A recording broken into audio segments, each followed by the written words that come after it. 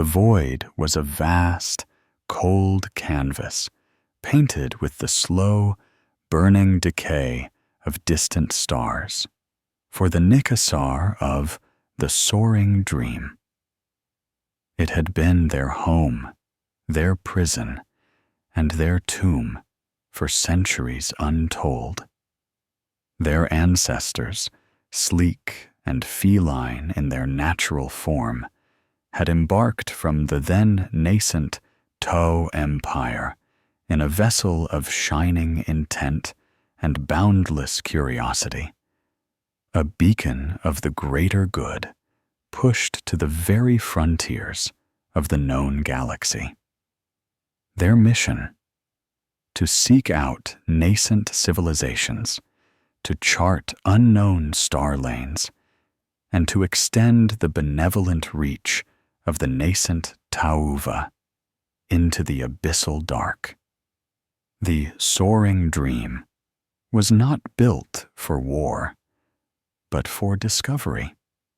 Its primary weapon, the empathetic precognition of its Nikasar crew, guided by the wisdom of the ethereals and the burgeoning science of the water caste. Its hull, a testament to Tao engineering, was elegant, designed for silent passage through the tranquil interstellar medium, not for the cacophony of the warp. Then came the storm, not the calculated, engineered maelstroms of a fleet engagement, but a sudden, unbidden tear in the fabric of reality, a roiling tempest of unlight and shadow that clawed at their vessel without warning. One moment they were translating through stable null space, their astrogators humming with the harmonious chorus of predictable futures.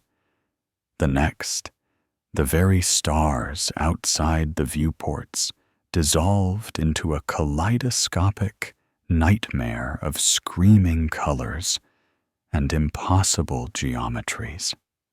The warp, a concept understood by the Tao only through distant, unsettling reports, erupted around them, tearing the soaring dream from its charted course and flinging it, a leaf in a hurricane, across uncountable parsecs into the uncharted, silent depths of the galaxy's edge. When the storm finally abated, leaving behind a profound stillness more terrifying than the chaos it supplanted, the soaring dream was alone, utterly, irrevocably alone. Its primary communiques were shattered, its astrogation data corrupted beyond recovery, and the familiar, comforting echo of the Tao Empire's psychic signature was a silence so vast it felt like a physical weight pressing upon their minds. Centuries passed. Generations of Nikasar lived and died within the ship's enduring, yet ever-decaying, embrace. The gentle hum of the ship's engines became their heartbeat, the distant, unseen stars their only companions. Their precognitive abilities, once a gift of harmonious foresight, became a double-edged sword. Without the guiding light of the ethereals, without the comforting structure of the Tauva, their minds, naturally attuned to the flow of time and causality, began to strain under the sheer weight of infinite, unguided possibilities. Every choice, every minor course correction, every maintenance task, was preceded by a cacophony of potential futures, a discordant choir of what-ifs that buzzed at the edges of their collective consciousness. It was a subtle, creeping anxiety at first, and told undercurrent of unease that permeated the ship's quiet corridors. The Nicassar, naturally placid and empathetic, found themselves prone to sudden, inexplicable fits of melancholy, their dreams haunted by fleeting glimpses of futures that twisted and contradicted themselves. This subtle erosion of their mental fortitude was compounded by the growing awareness that their once pristine vessel was slowly succumbing to the void's relentless embrace. Power conduits dimmed, atmospheric purifiers whined with increasing strain, and the sleek, alien alloys of the hull were scarred by micrometeoroid impacts and the corrosive touch of nebula radiation. Resources dwindled, forcing ingenuity and painful rationing. The concept of the greater good, once a vibrant, living philosophy, became a mantra whispered in the shadows, a desperate hope against the encroaching despair. They were survivors, yes, but of what purpose? Their mission was long forgotten, replaced by the grim, daily struggle for continued existence. It was during one such desperate, resource-scavenging expedition to a lifeless, airless moon, a world of obsidian plains and frozen methane seas orbiting a dying red giant, that the first true harbinger of their ultimate doom made its presence known. Before its physical discovery, before the exploration party even set foot upon the desolate surface, a pervasive, chilling static began to flood the precognitive senses of the soaring dreams savants. It wasn't the usual cacophony of a million possible futures. It was a deliberate, singular wrongness, a future that felt like a memory, a premonition of their own despair, arriving not from the unfolding causality of the universe, but from somewhere else, from somewhere that defied the very laws of cause and effect. It was an echoing, hollow sense of dread, like glimpsing the end of a story before the first page had even been turned. The artifact, though still unseen, had begun to sing its song of temporal annihilation, sowing its first insidious seeds of existential terror. The gentle Nicassar, adrift and isolated, were about to confront a horror that would shatter their very perception of reality. The skeletal fingers of the dying red giant cast long, spectral shadows across the obsidian plains of the moon, bathing the desolate landscape in a perpetual twilight of rust and gloom. Commander Kiara, her feline grace subtly diminished by the heavier environmental suit, led the reconnaissance team across the cracked, volatile surface. Their mission, like so many before, was one of grim necessity: scavenge for rare minerals, stable atmospheric compounds, anything that could prolong the slow decay of the soaring dream. The air, thin and choked with crystalline dust, scraped at their breathers, and the constant threat of seismic tremors made every step treacherous. Yet, it was not the environment that truly unsettled Kiara. It was the ceaseless, insistent hum in the back of her mind, a discordant resonance that had intensified with every parsec they drew closer to this forgotten world. Her natural precognition, usually a gentle murmur of probabilities, was now a buzzing static, like a communications channel struggling through interference. The source of this psychic discord revealed itself within a vast, collapsed canyon, a chasm that looked as if a titan had gouged the moon with a celestial claw. Deep within its scarred maw, where the red light of the dying star struggled to penetrate, the detection equipment of the Nikasar team began to shriek. Energy readings spiked, gravity sensors wavered, and the delicate psychic receptors embedded in Kiara's suit flared with an intensity that bordered on pain. "Hold," she vocalized, her voice a strained rasp through the comms. Something powerful." They descended cautiously, their gravity-dampened suits carefully navigating the treacherous scree.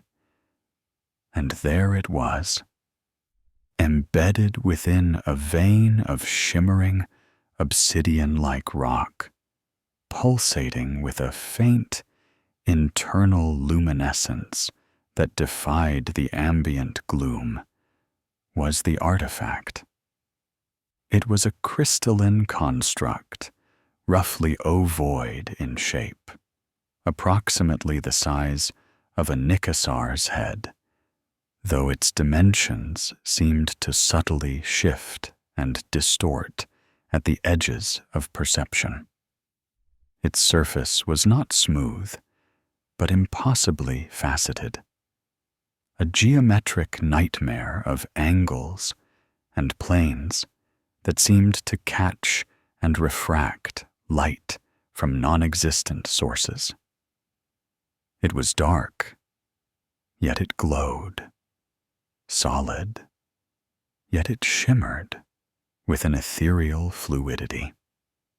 One could look directly at it, yet feel as if their gaze was constantly slipping off its surface, unable to grasp its true form. The team, composed of scavengers and scientific savants, instinctively recoiled.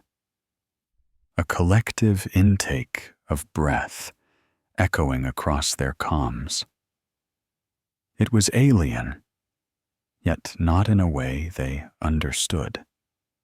Not biological, not technological in any conventional sense.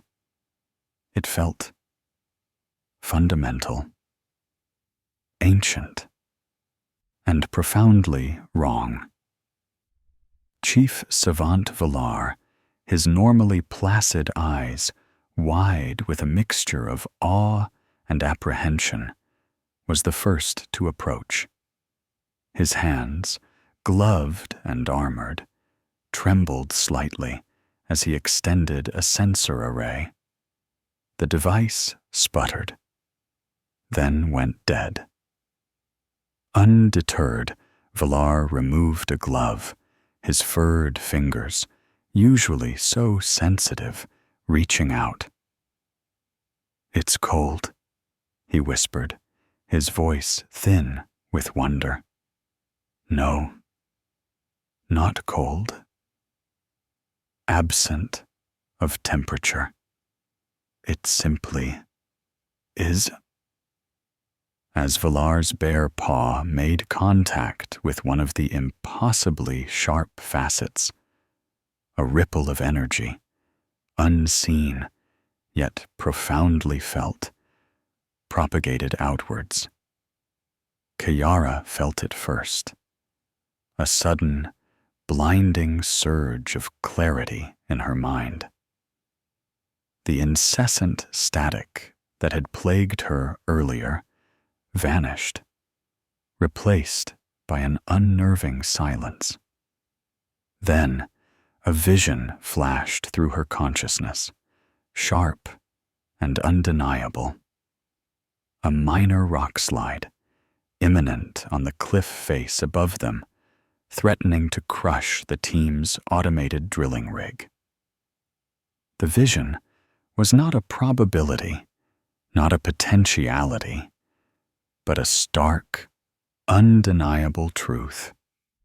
Move the rig, now! She cried, her voice sharper than she intended. Her team, startled by her vehemence, reacted on instinct, scrambling to reposition the heavy machinery. Bare moments later, with a grinding groan, a section of the cliff face indeed gave way, sending a cascade of razor-sharp rock tumbling precisely where the rig had been. A collective gasp of relief and shock swept through the team. Valar, still touching the artifact, looked up, his eyes meeting Kiara's. A flicker of triumph mixed with something else, a nascent fear, passed between them.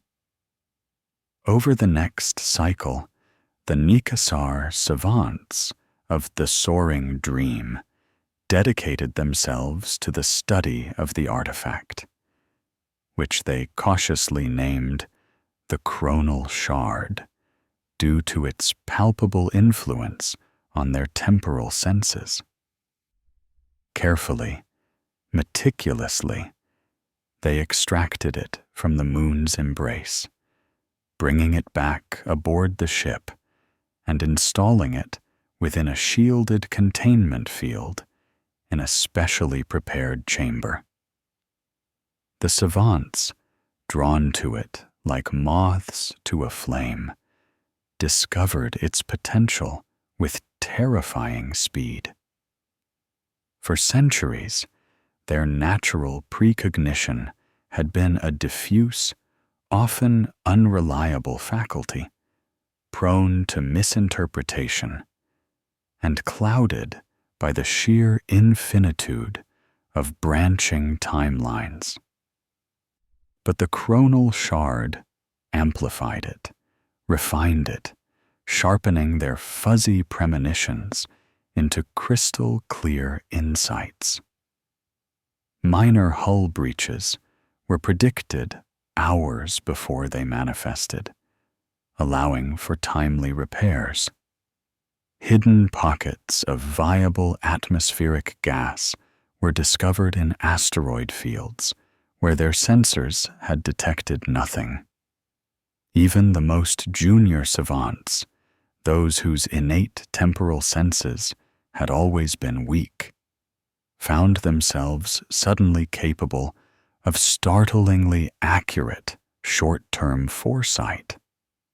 They could predict the exact moment a malfunctioning component would fail, the most efficient path through a debris field, even the subtle shifts in the emotional states of their crewmates. Initially, a wave of profound relief washed over the crew. After endless cycles of desperate struggle and slow decay, the Chronal Shard appeared to be a divine boon, a gift from the void that would ensure their survival. Hope, a commodity rarer than potable water, began to flicker tentatively in the hearts of the Nikasar. Perhaps, with this astounding artifact, they could finally chart a safe course back to the Tau Empire, or at least navigate the treacherous galactic rim with greater confidence. Their isolation, their vulnerability, seemed to diminish in the face of such clear, irrefutable foresight. Yet, even in these early days of wonder, there were whispers, subtle anomalies that gnawed at the edges of the savant's elation. The visions, while clear, were often accompanied by a profound sense of temporal disorientation. The future, when glimpsed through the shard, felt less like an unfolding path and more like a pre-existing memory. There was a sense of an immutable destiny, a chilling certainty that left little room for free will. The clarity it offered was often overwhelming, saturating their minds with detail, leaving them drained and prone to bouts of melancholic silence. Savant Valar, who spent the most time in communion with the shard, began to exhibit peculiar behaviors. He would stare fixedly at empty spaces, his eyes unfocused, murmuring calculations of causality that seemed to defy logic. He slept little, consumed by the desire to unravel the artifact's secrets. Yet he also grew increasingly gaunt, his fur losing its luster. He reported an unsettling pull from the shard, an almost addictive mental resonance that made it difficult to disengage. The gentle, empathetic hum of his own mind, once a comfort to those around him, was slowly being replaced by a sharp, precise, and profoundly lonely calculus of cause and effect. The precognitive amplification, while undeniably useful, also possessed a certain aggressive quality. It didn't merely show the future. It seemed to insist upon it. The possibilities that usually formed the vibrant tapestry of Nikasar foresight began to flatten, converging towards singular, dominant outcomes. It was as if the shard was not merely reflecting the future, but engraving it, etching it with an immutable hand into the fabric of their perception. This subtle corruption, this gradual shift from gentle guidance to unyielding decree, was the true insidious nature of the chronal shard, and it would soon begin to unravel the very sanity of Yusal the Soaring Dream's isolated crew.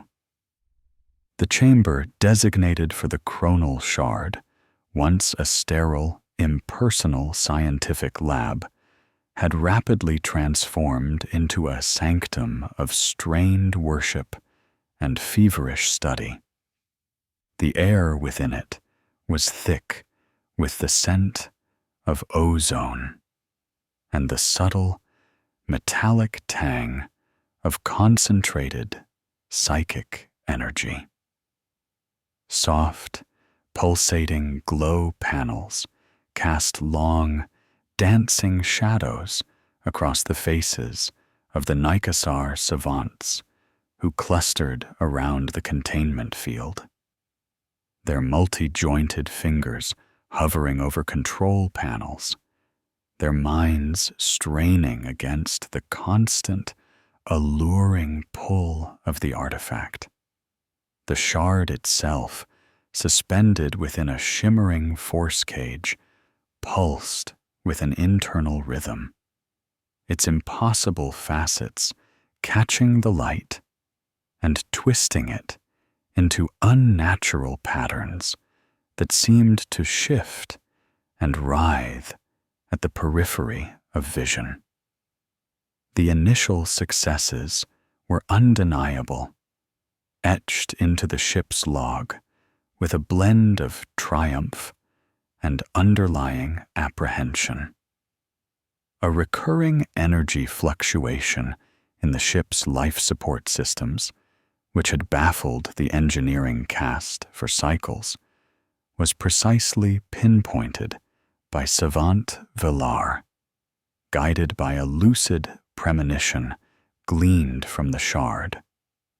He saw not just the failure, but the intricate chain of minor stressors and thermal variances that would culminate in a critical system shutdown. Repairs were made, the crisis averted. It is as if, Villar had reported, his voice hushed with awe. The future whispers its secrets directly into my mind, leaving no room for doubt. Navigation through treacherous asteroid fields became a matter of uncanny ease. Instead of relying solely on probabilistic calculations and external sensor sweeps, the navigators, after brief communions with the shard, found themselves knowing the precise, optimal path. They would execute complex maneuvers, veering sharply to avoid dust pockets or gravitational anomalies that their instruments had not yet registered, only for the sensors to belatedly confirm the danger seconds later. What would once have been a harrowing passage, consuming precious fuel and incurring minor hull damage, became a seamless, almost balletic transit. The crew, observing these inexplicable feats, began to see the shard not just as a tool, but as a living oracle, a benevolent eye peering into the labyrinth of time itself. Even interpersonal conflicts, minor disagreements that festered and gnawed at the morale of the isolated crew, found unlikely resolution. A precognitive flash might reveal the unspoken resentment of one crew member, the hidden anxieties of another, allowing Captain Zora, or one of the ship's empathetic counselors, to intervene with surprising insight, diffusing tensions before they escalated. It was a golden age of clarity, a brief, fragile period where the impossible seemed to become possible, where the looming threat of their isolation seemed to recede before the shard's radiant promise. Yet, with every success, a subtle, insidious erosion took hold. The heightened precognition, while undeniably accurate, was not without its cost. The sheer volume of incoming temporal data was overwhelming. Imagine hearing a single conversation clearly, only to suddenly be assaulted by 1,000 voices, all speaking at once, all shouting about different outcomes, different truths. This was the burden placed upon the Nikasar savants. Their minds, designed for a gentle, interpretive flow of time, were now forced to process an ocean of immutable facts. The most prominent symptom was a profound sense of temporal disorientation. The Nikasar, accustomed to experiencing time as a flowing river, now found themselves perceiving it as a rigid, crystalline structure, where past, present, and future were mere facets of a singular, static moment. This fractured perception bled into their daily lives. Savants would occasionally pause mid-sentence, forgetting if they had already spoken a particular thought or merely thought they had spoken it. They would begin tasks only to halt, certain they had already completed them. The simple act of living became a constant battle against the feeling of having already lived it. This cognitive dissonance manifested as an increasing sense of detachment. Emotions, once deeply felt and openly expressed by the empathetic Nikasar, became muted, viewed through the cold lens of predetermined outcomes.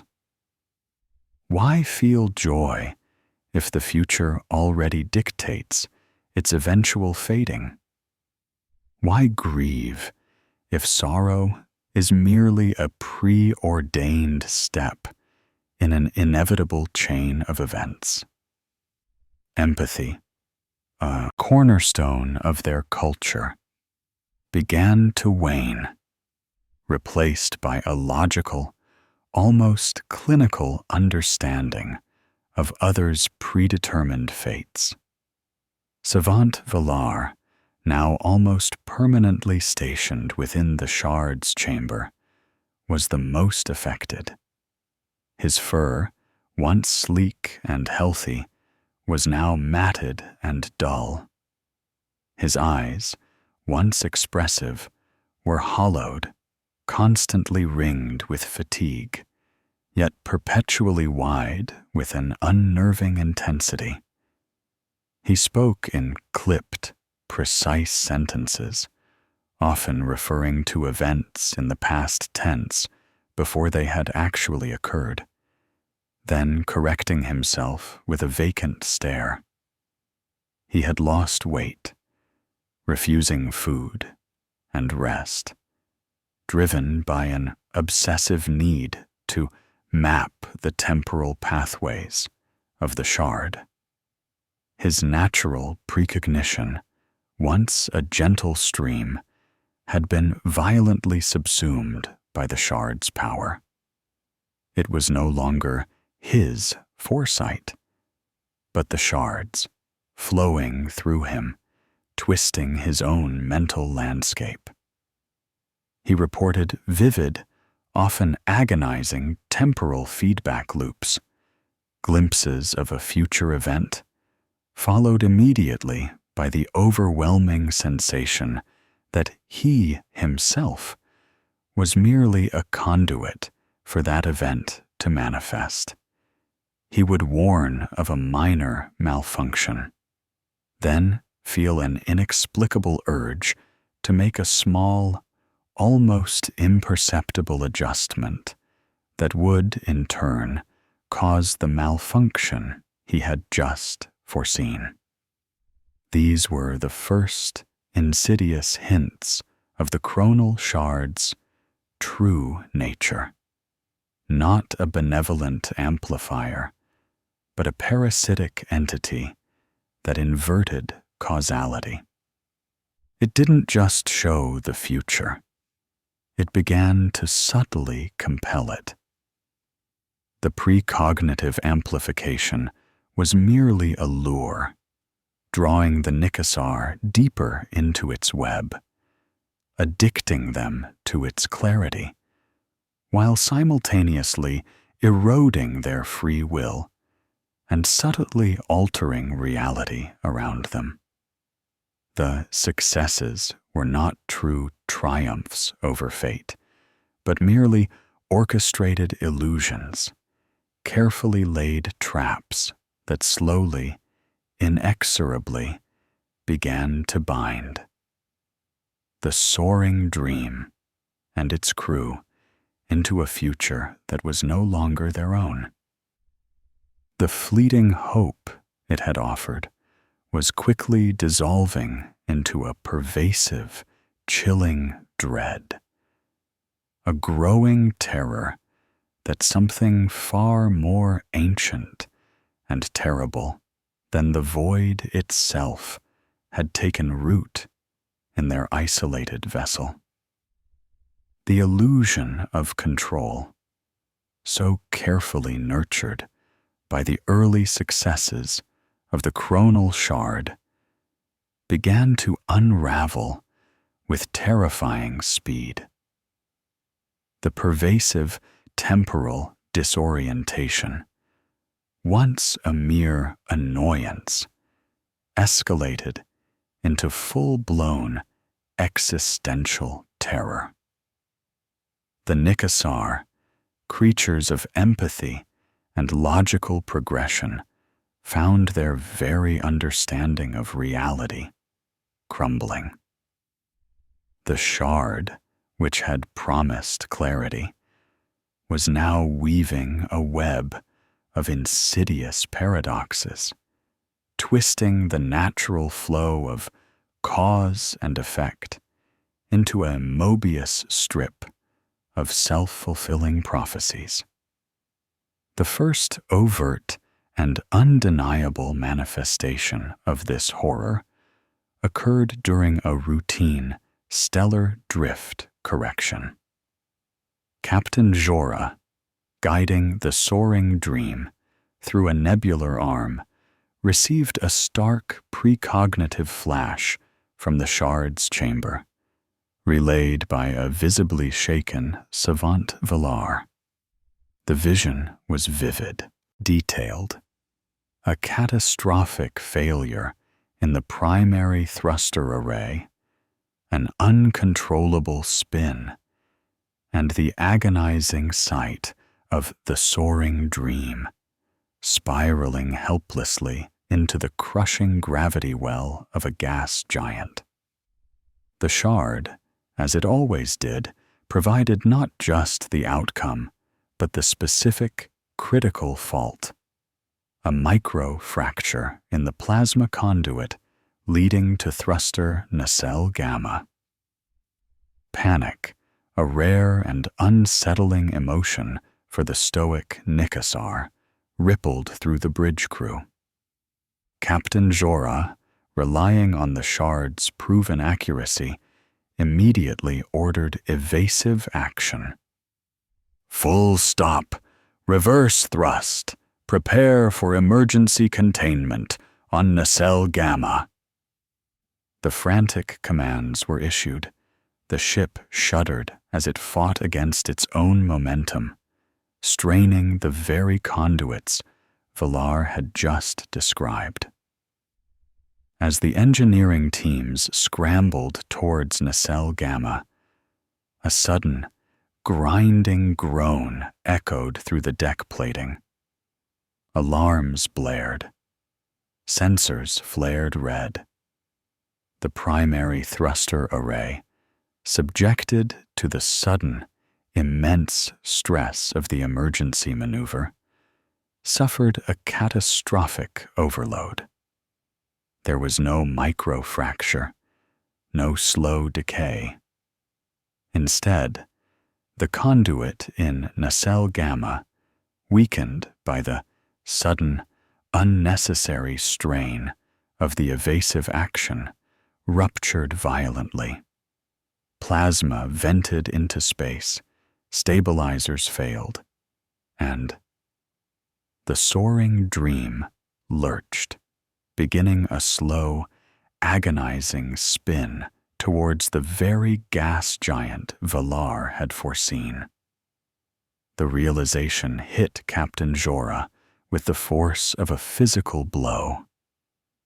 The vision had been accurate, terrifyingly so. But the cause of the disaster was not the pre-existing microfracture. It was their own reaction to the shard's prediction. The shard had shown them a future, and by trying to avert it, they had inadvertently created it.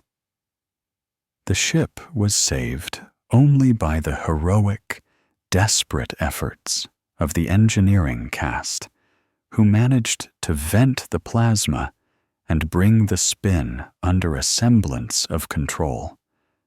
But the damage was extensive, and the psychological impact was devastating. This was not an isolated incident. The paradoxes began to multiply, each more cruel and illogical than the last. A crew member, haunted by a premonition of despair and suicidal ideation, would retreat into isolation. Other Nikasar, compelled by the shard-amplified empathy, would attempt to console them, offering specific words or gestures that had been foreseen as comforting. But in the act of delivering these preordained assurances, the consolers would subtly trigger the very despair they sought to avert. The foreknowledge of suffering didn't prevent it. It guaranteed it, creating a closed loop of self-inflicted agony. A savant, perceiving a future where a critical system malfunctioned due to improper maintenance, would meticulously check and recheck that system. Driven by the fear of the vision, they would inadvertently over-tighten a coupling or misalign a sensor, causing the exact malfunction they had desperately tried to prevent. The future, as glimpsed through the chronal shard, was as not a warning. It was a blueprint for their own unwitting self-sabotage. The Nikasar's natural precognition, once a gentle stream of probabilities, was now utterly overwhelmed. It was as if their minds were caught in a temporal vice, squeezed by the shard's deterministic grip. Their innate ability to sense the ebb and flow of time, to intuit the myriad possibilities, withered under the constant assault of a singular, immutable, and self-fulfilling future. The familiar comfort of a potential outcome, however distant or faint, was replaced by the cold, hard certainty of what must be. The profound sense of loss was palpable. Their free will, their capacity for choice, for genuine innovation, was dissolving. Every action felt predetermined, every word rehearsed, every thought a mere echo of a future already written.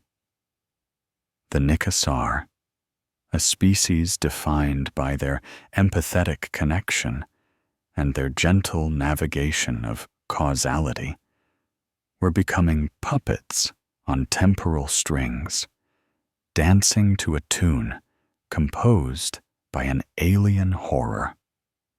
Captain Jorah, herself increasingly reliant on the shard's grim insights for sheer survival, found herself caught in a horrifying bind.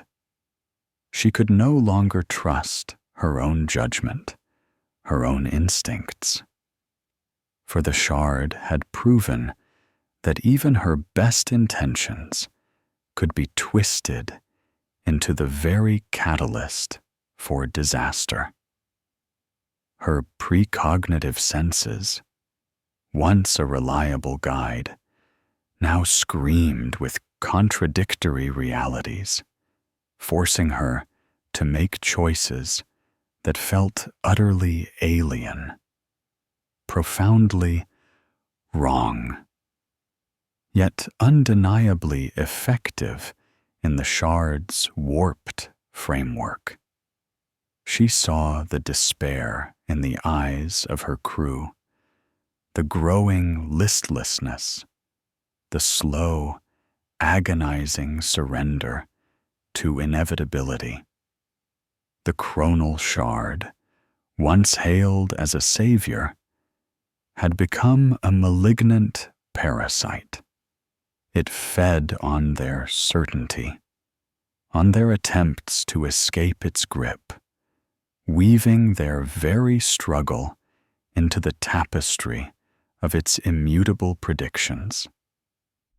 The existential dread, once a whisper, was now a roaring current, sweeping the soaring dream and its crew into an inescapable vortex of temporal paradox, a horrifying realization that the future they saw was not what would happen, but what they were forced to make happen.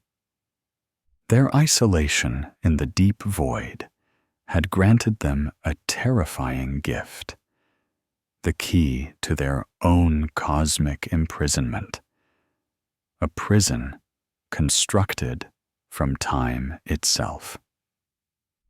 The chronal shard, once merely an object of study, then a source of terrifying paradox, began to manifest a pseudo-sentience, or at least its influence became more insidious, more targeted, more personal. It was no longer a passive observer of time, nor merely a chaotic instrument of causality inversion. It became a malignant entity, a void prophet, as some of the more disturbed savants began to whisper, preying upon the specific fears and vulnerabilities of the soaring dream's crew. Its communication was not through language, but through an agonizing, ceaseless stream of psychic feedback loops, manifesting as fragmented, non-linear visions that clawed at the sanity of the Nikasar. These visions were not like the earlier, clear premonitions, however distorted their outcomes. They were nightmares made manifest in the waking mind, a chaotic maelstrom of possible futures and impossible pasts, all interwoven with the victim's deepest anxieties.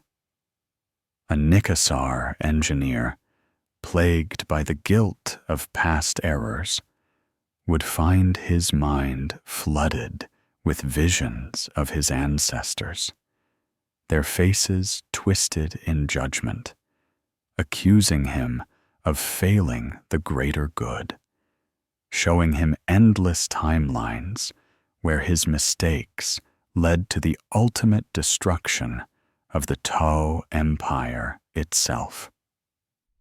A medic, struggling with the growing impossibility of saving every life aboard the decaying ship, would experience overwhelming psychic echoes of every patient she had ever lost, their dying screams resounding in her mind, amplified by visions of countless future deaths she would be powerless to prevent.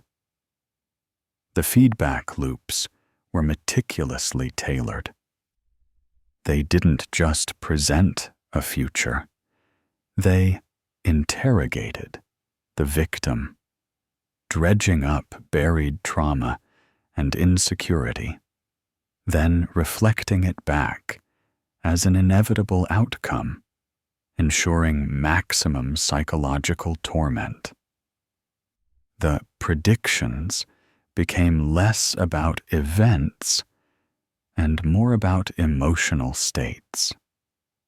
A premonition of overwhelming grief that would then manifest through a series of petty arguments leading to the death of a cherished pet.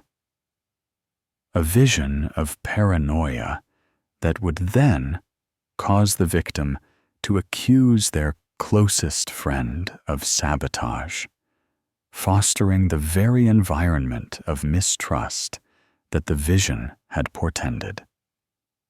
Savant Villar, the initial point of contact, became the Void Prophet's primary conduit. His gaunt frame was a testament to his ceaseless agony. He no longer slept. He merely entered a catatonic state, his eyes wide and unblinking, fixed on internal horrors. When he spoke, it was often in a garbled chorus of voices, echoing thoughts and fears not his own, but those of his tormented crewmates. He would issue warnings of imminent despair, not as a caution, but as a chilling confirmation. Engineer Catan will feel the crushing weight of his inadequacy by the next standard cycle, he might state, his voice flat, emotionless. And inevitably, Catan, after a series of minor, shard-orchestrated failures in his duties, would descend into the very depression Villar had foreseen. The shard's influence extended beyond the conscious mind, subtly altering the ship's environment to further its agenda of existential dread. Hallucinations became common. Crew members reported seeing fleeting glimpses of themselves in other, impossible timelines. Their bodies, withered by age, their minds consumed by madness, their ship utterly destroyed. The air purifiers, already struggling, would occasionally emit faint, unidentifiable whispers, just at the edge of hearing, sowing seeds of paranoia. Shadows deepened in the corridors, seeming to writhe with unseen specters of potential future selves. Hope, once a flickering candle, was systematically extinguished. The shard ensured this. Any small success, any momentary triumph, would immediately be followed by a vision of its utter futility, its ultimate undoing in a predetermined future. A Nicassar might discover a cache of vital, untapped resources, only to be flooded with a vision of those resources being squandered, consumed by a fire that the shard's influence would later, subtly, ensure would ignite. The Nicassar, a species naturally predisposed to harmony and empathy, were slowly being turned against themselves, their very strengths twisted into weapons of psychological torture. Their precognitive abilities, once a source of unity, became a source of profound isolation. Each individual mind trapped within its own personalized labyrinth of predetermined horrors. Why reach out to another when you already know their eventual failure, their inevitable suffering? Why offer comfort when the shard has shown you that your words will only seal their fate? Captain Zora watched in horror as her crew fragmented, their individual psyches flayed raw by the Void Prophet's merciless whispers. She herself was not immune. The shard's influence, though somewhat blunted by her command duties and her efforts to maintain a semblance of order, constantly assaulted her with visions of her own inevitable downfall. Her leadership leading to the ultimate demise of the soaring dream, and every soul aboard.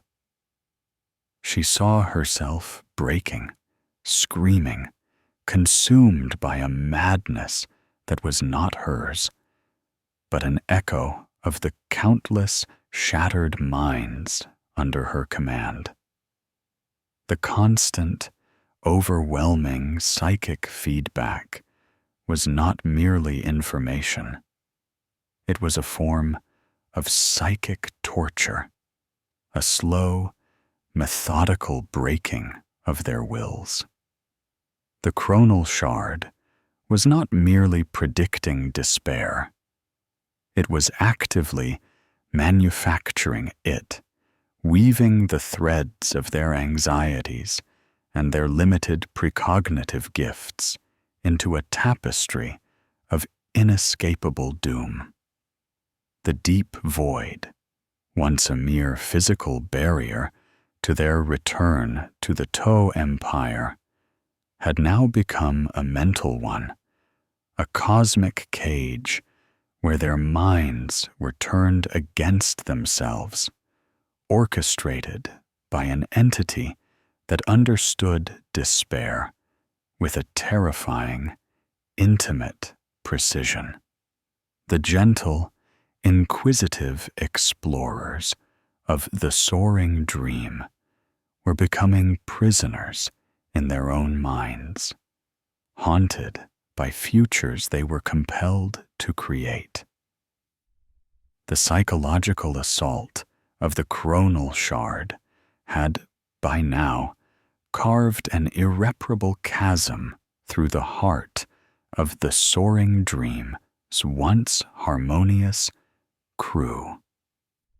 The gentle, empathetic society of the Nikasar, built on communal understanding and shared foresight, fractured into two desperate, diametrically opposed factions.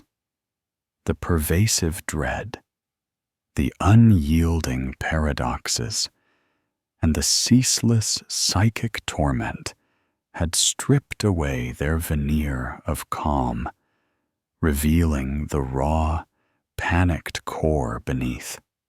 One faction, driven by a primal need for self-preservation and a desperate, clinging vestige of their former logic, coalesced around Captain Zora. They became known as the Veiled Seekers. Their conviction was simple, stark, and terrifyingly clear. The chronal shard was not merely an artifact, but a malevolent entity, a cancerous growth on the fabric of reality itself. Its predictions were a lie, its benevolence a cruel deception. It had to be destroyed. Its very presence warped the universe around them, twisting their wills, corrupting their very souls. Their precognitive abilities, though ravaged, still provided them fleeting glimpses of futures free from the shard's influence, futures that were chaotic and dangerous, yes, but at least their own. They believed that any future, however grim, was preferable to the predetermined hell the shard was forging. The veiled seekers were the engineers who had witnessed the thruster nacelle gamma incident firsthand, the medics who saw their patients succumb to shard-induced despair, the navigators who felt their hands compelled to make catastrophic course corrections. They were the ones still capable of independent thought, however painful, still clinging to the concept of agency. Their numbers dwindled with each passing cycle as the shard's influence claimed more victims, but their resolve hardened into a desperate fanaticism. They began to hoard tools, to covertly study the shard's containment systems, to whisper plans of sabotage in hushed tones, their once gentle voices now edged with a cold, desperate ferocity. Opposing them were the chronal adherents. These were the minds most deeply enthralled by the shard, those whose innate precognitive abilities had been irrevocably fused with its power. Savant Valar was their unspoken leader, though his sanity was by now so thoroughly compromised that his leadership was more a focal point of their shared delusion than a conscious direction. The adherents saw the paradoxes not as a perversion, but as a higher form of cosmic truth, a profound revelation of the universe's ultimate deterministic nature. They believed the shard offered not torment, but ultimate understanding, an escape from the illusion of choice. For the adherents, the pain and the dread were merely the growing pains of enlightenment, the psychic cost of comprehending a reality beyond mere linear perception. They spoke in cryptic phrases, often repeating fragmented predictions gleaned directly from the shard, their eyes shining with an unnerving, vacant zeal.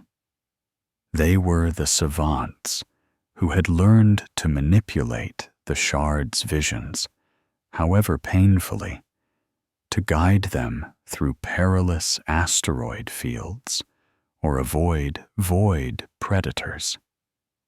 For them, the shard was not a malevolent entity, but a path to a terrifying, ultimate wisdom.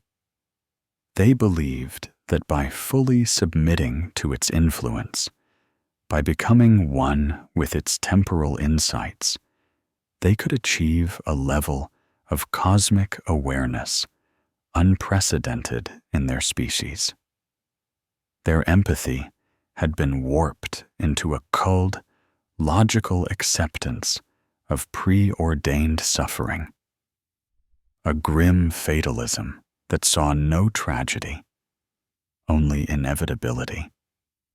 The schism was not merely philosophical.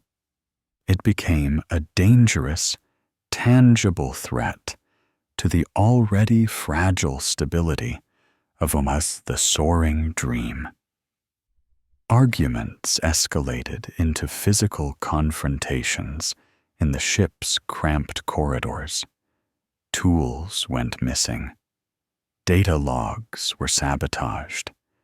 The veiled seekers accused the adherents of madness and subservience to an alien horror. The adherents condemned the seekers as blind, ignorant heretics who resisted the truth. Captain Jorah, caught in the agonizing middle, saw her command disintegrate. Her attempts to mediate, to appeal to their shared history and the dwindling spirit of the greater good, fell on deaf ears. The Shard's pervasive influence, amplifying every distrust, every suspicion, made true reconciliation impossible. She saw the future of both factions, refracted through the Shard's lens. The veiled seekers, in their desperate attempts, leading to catastrophic system failures. The chronal adherents, in their fervent embrace, succumbing entirely to madness, becoming catatonic husks. Every path, every decision seemed to lead to an equally horrifying, predetermined end. The very structure of the ship's social order, once meticulously maintained, began to crumble. Shifts went unstaffed. Essential maintenance was neglected as crew members either obsessed over the Shard or plotted against it. The once clean corridors grew dim and grimy, mirroring the internal decay of the crew's morale. The empathetic, cooperative nature of the Nikasar, once their greatest strength, was now twisted into a source of constant conflict and mutual suspicion.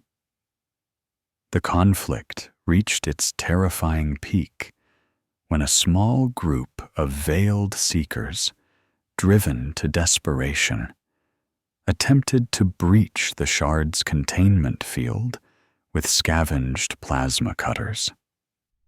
The chronal adherents, seemingly forewarned by the Shard itself, intercepted them, leading to a brutal, silent skirmish in the Shard chamber. No plasma bolts were fired. The Nikasar, even in their madness, were loath to damage their precious vessel. Instead, it was a desperate, clawing melee, bodies grappling in the flickering light, psychic screams echoing through the comms.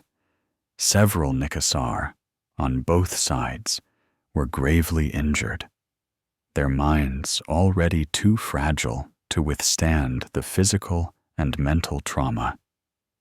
The skirmish was ultimately put down by Captain Jorah and her dwindling loyalists, but the damage was done. The line had been crossed.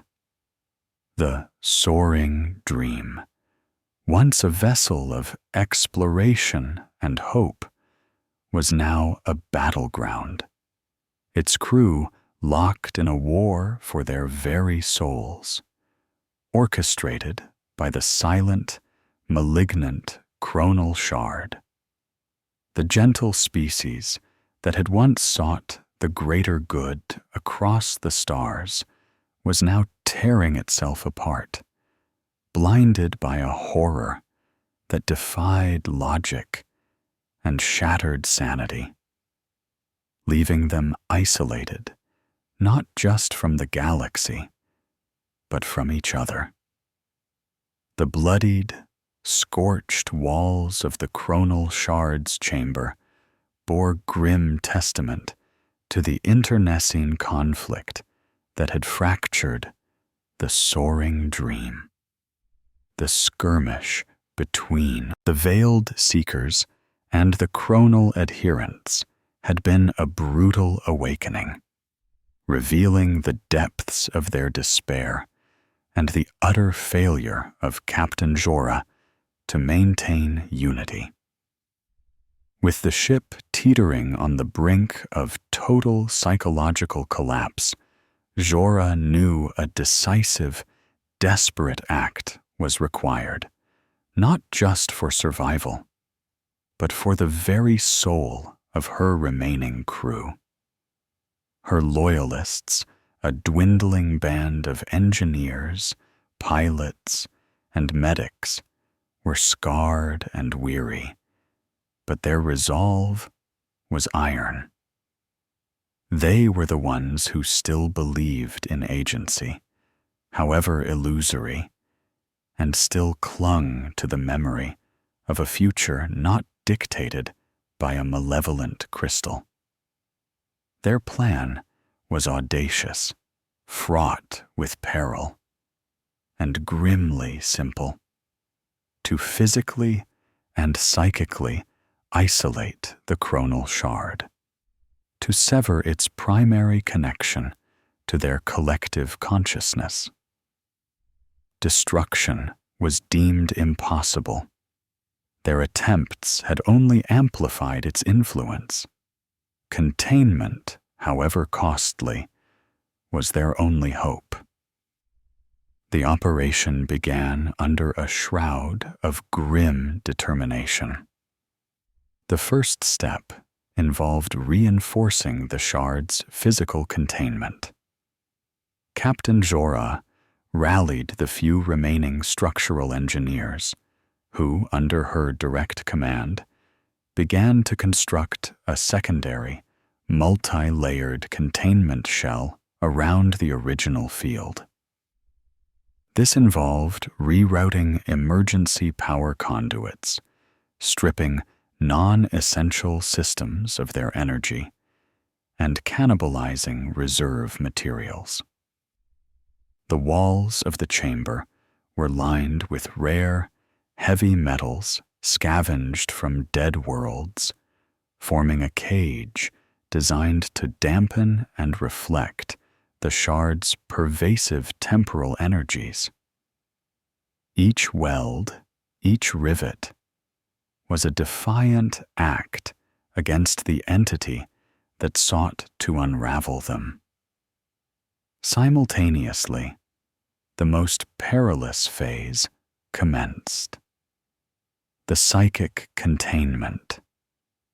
This required the ultimate sacrifice from the ship's most potent remaining savants, those whose precognitive abilities, though strained, had not yet been entirely subsumed by the shard.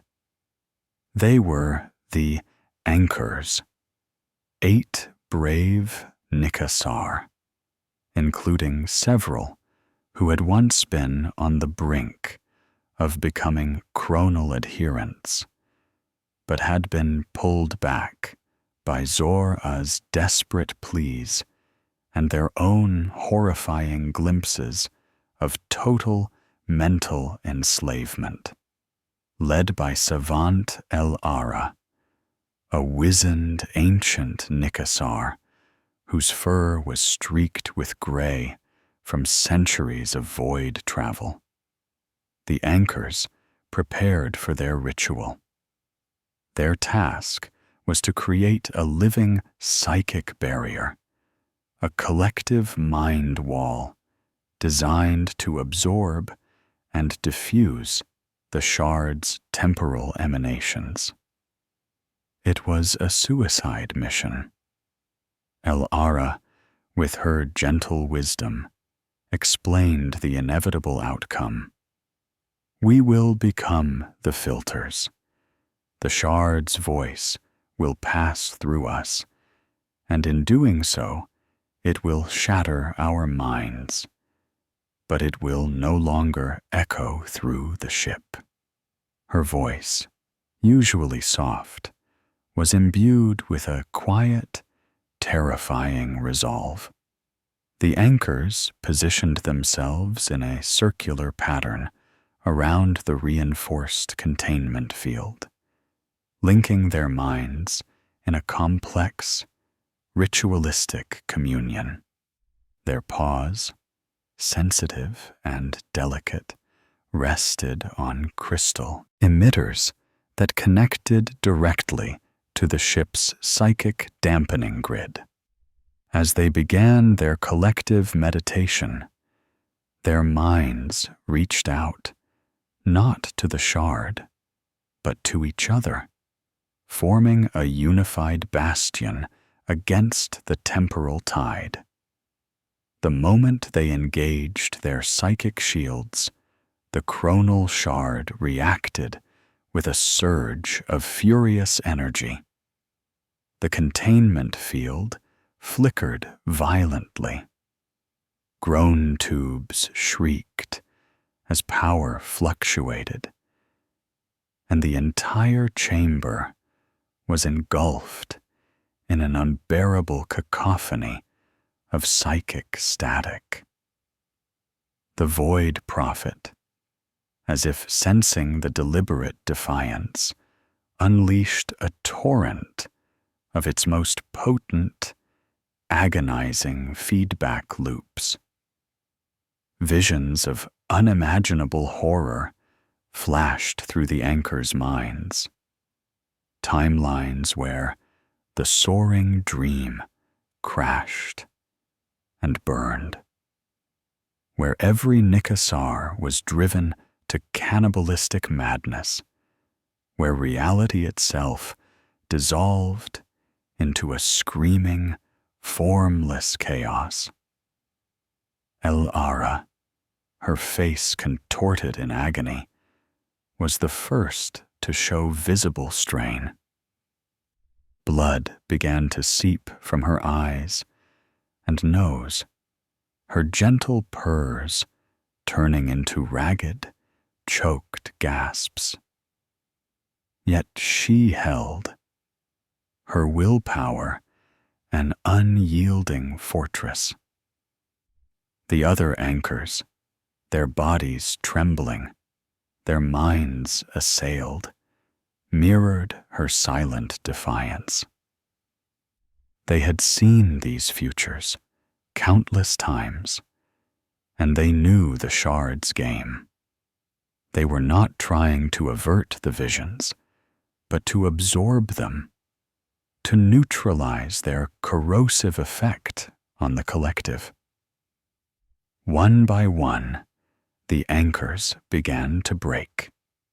A young savant, barely old enough to remember the faint echo of the Toe Empire, screamed as her mind was bombarded with visions of her entire bloodline stretched across countless millennia, ending in agonizing, pointless extinction. Her body convulsed, then slumped, her connection severed, her mind a shattered mosaic of impossible timelines. Another followed, then another, their minds consumed, their bodies becoming empty vessels. Captain Jorah, watching from the periphery, felt every psychic tremor, every scream of agony. She clenched her paws until her claws drew blood, her heart a cold, hard lump of grief. This was the price of their survival, the cost of their fleeting hope. It was a Pyrrhic victory born from impossible sacrifice. Finally, after what seemed like an eternity, only El-Ara and 2 other anchors remained. Their bodies were ravaged, their minds visibly fraying at the edges, but their link, though weakened, held. With a final Herculean surge of collective will, they channeled their remaining psychic energy sealing the reinforced containment field in a powerful, collective mental lock. The chronal shards' furious thrashing suddenly ceased. The overwhelming psychic static died down, replaced by a profound, eerie silence. The internal light of the shard dimmed, its impossible facets seeming to recede, to become merely inert crystal. The containment field glowed steadily, holding fast. The 3 surviving anchors, including El Ara, collapsed. Their minds were not shattered in the dramatic fashion of their fallen comrades, but irrevocably twisted. They lay in a catatonic state, their eyes vacant, their mouths occasionally forming silent, fragmented utterances that made no sense. They were living, breathing monuments to the cost of their victory.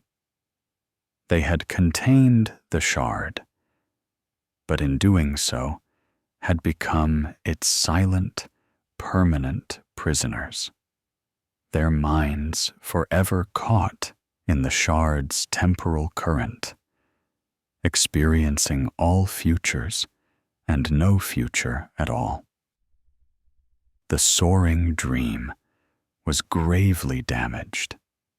Its energy reserves were depleted, its life support systems strained to their breaking point, and its crew diminished, both in number and in spirit. The silence left by the contained shard was not a comfort, but an aching void, filled with the ghosts of lost minds. They had won a victory, yes, but at a cost so immense that it felt indistinguishable from defeat. Hope was a broken thing, salvaged from the wreckage of their souls, leaving them adrift in the grim dark, their suffering merely beginning. In the eerie silence that followed the Pyrrhic containment, the soaring dream became a tomb ship, a vessel of haunted echoes and profound loss. The chronal shard, now inert within its reinforced containment, pulsed only with a faint, residual energy. A dormant beast, its malevolence palpable but muffled. The 3 surviving anchors, catatonic and irrevocably broken, were removed to the ship's medical bay, cared for with a grim reverence, living monuments to a sacrifice that had, in its own horrifying way, worked. With the shard's overwhelming psychic cacophony muted, a fragile, desperate semblance of order began to return to the ship. The surviving Nikasar, though traumatized, began the arduous task of repairing the soaring dream.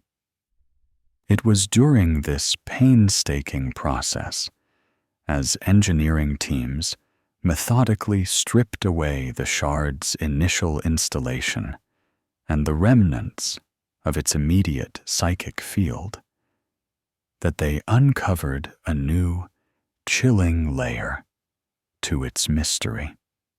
Beneath layers of crystalline growth and alien sediment that had clung to the shard since its excavation from the dead moon, the engineering team, led by a solemn Nikasar named Kassar, discovered intricate glyphs etched onto the shard's base.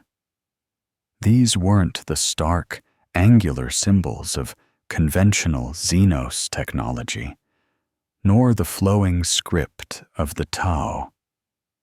They were spiraling, fractal patterns, shimmering with a faint, impossible light, defying analysis by their standard instruments. They seemed to shift and reform at the very edge of perception, like whispers caught in a temporal eddy. Savant Villar, still alive but barely sentient, was brought to observe the glyphs. His vacant eyes momentarily flickered with a terrifying lucidity. He uttered a single, guttural sound, "Jar, jar," before relapsing into his catatonic state. The sound, rough and alien, resonated with a profound sense of ancient suffering. Captain Jorah, witnessing this chilling reaction, ordered Kassar and his team to dedicate all available resources to scanning and analyzing the glyphs, however faint. The ship's limited long-range databanks, though heavily corrupted, still contained fragments of forgotten Xenos languages, historical records of species encountered and lost. It was a painstaking, almost impossible task, but the Nikassar, clinging to any shred of knowledge that might explain their torment, pursued it with a quiet desperation. After countless cycles of frustrating failure, a breakthrough occurred. A junior savant, Patel, one of the few whose precognitive abilities had not been utterly incinerated, discovered a faint, harmonic resonance within the glyphs, a subfrequency that corresponded to an ancient, long-dead dialect preserved in a deep storage archive, a fragment of a civilization once known to the Tau as the Ether Kin, a species whose own nascent temporal manipulation had led to their ultimate downfall. Slowly, painstakingly, fragmented pieces of a horrifying narrative emerged from the glyphs. They weren't warnings, not in the traditional sense, but reflections, data echoes, remnants of a race that had made a similar, catastrophic mistake. The Ether Kin, a highly advanced civilization, had stumbled upon a proto-version of the chronal shard, an artifact they had called the temporal mirror. They, like the Nikassar, had been seduced by its promise of amplified foresight. The glyphs described the initial euphoria, the seemingly benevolent guidance, the burgeoning sense of mastery over time. Then came the chilling descriptions of the paradoxes, a vision of a collapsing star that, when averted, caused a chain reaction that led to the collapse, a premonition of civil unrest that, when quelled, only intensified the underlying tensions, eventually erupting into devastating wars. The Ether Kin, a species deeply rooted in logical progression and the harmonious flow of cause and effect, had found their very reality unraveling. The most horrifying revelation gleaned from fragments of psychic imprints embedded in the glyphs, was the true nature of the temporal mirror, the chronal shard. It was not merely an artifact.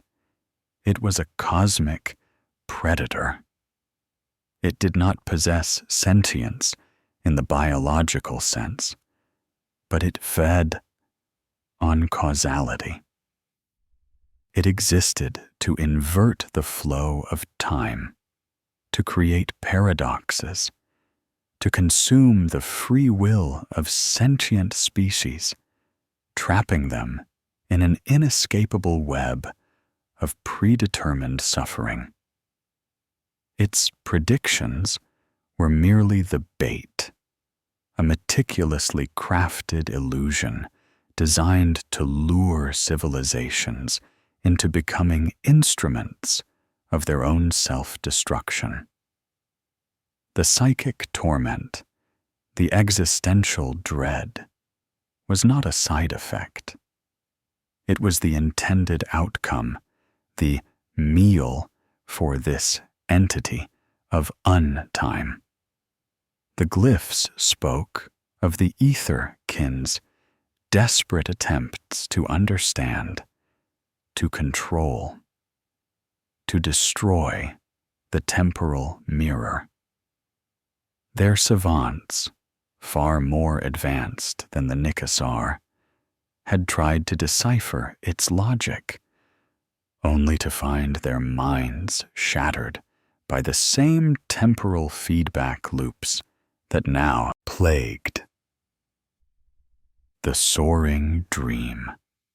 Their warriors had tried to break it, only to find their weapons turned against them by visions of their own failure.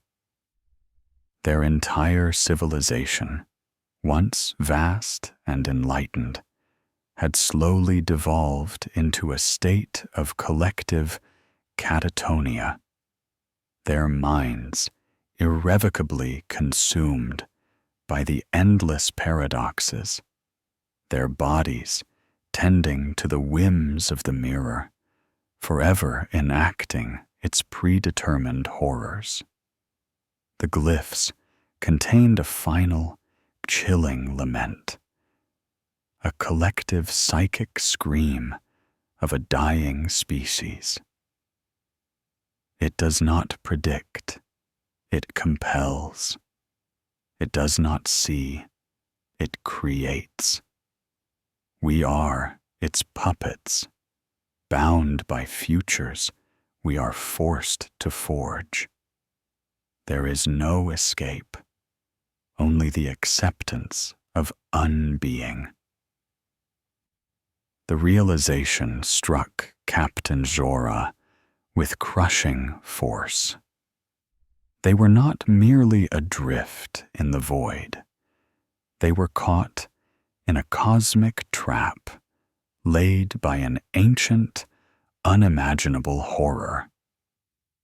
The chronal shard was not merely a threat to their physical vessel, but to their very existence, their very concept of self.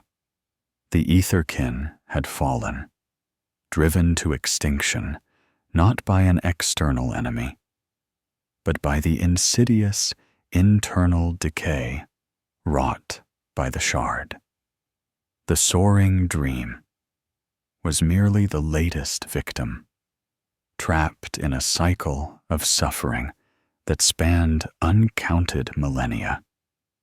The containment they had achieved was not an end to the nightmare, but merely a pause, a temporary reprieve before the inevitable. The whispers of the past confirmed their deepest fears. They were condemned, and their struggle, however valiant, was merely another note in the Void Prophet's eternal, agonizing song. The bleak revelations from the etherkin. Glyphs plunged. The soaring dream into an even deeper well of despair. The knowledge that their struggle was merely a reenactment of an ancient, cosmic tragedy, that their very suffering was a predetermined meal for the chronal shard, weighed upon Captain Jorah and her crew with the crushing force of a dying star. Yet, in the darkest hour, sometimes a flickering ember of ingenuity, however faint, can be coaxed into a momentary flame. Captain Jorah, now a figure of gaunt resolve and perpetual weariness, secluded herself in the shard's containment chamber, accompanied only by the inert crystal and the constant, spectral presence of the broken anchors in the medical bay. She studied the ether-kin glyphs, relentlessly, poring over their fractured warnings, seeking any loophole, any forgotten detail that might offer a path, however slim, to true agency. Her own precognitive abilities, though scarred by the shard's initial onslaught, were still potent, sharpened by constant exposure to the very horrors she now sought to circumvent. Her breakthrough came not as a flash of genius, but as an agonizing, slow burn realization, a terrifying gamble born of desperation.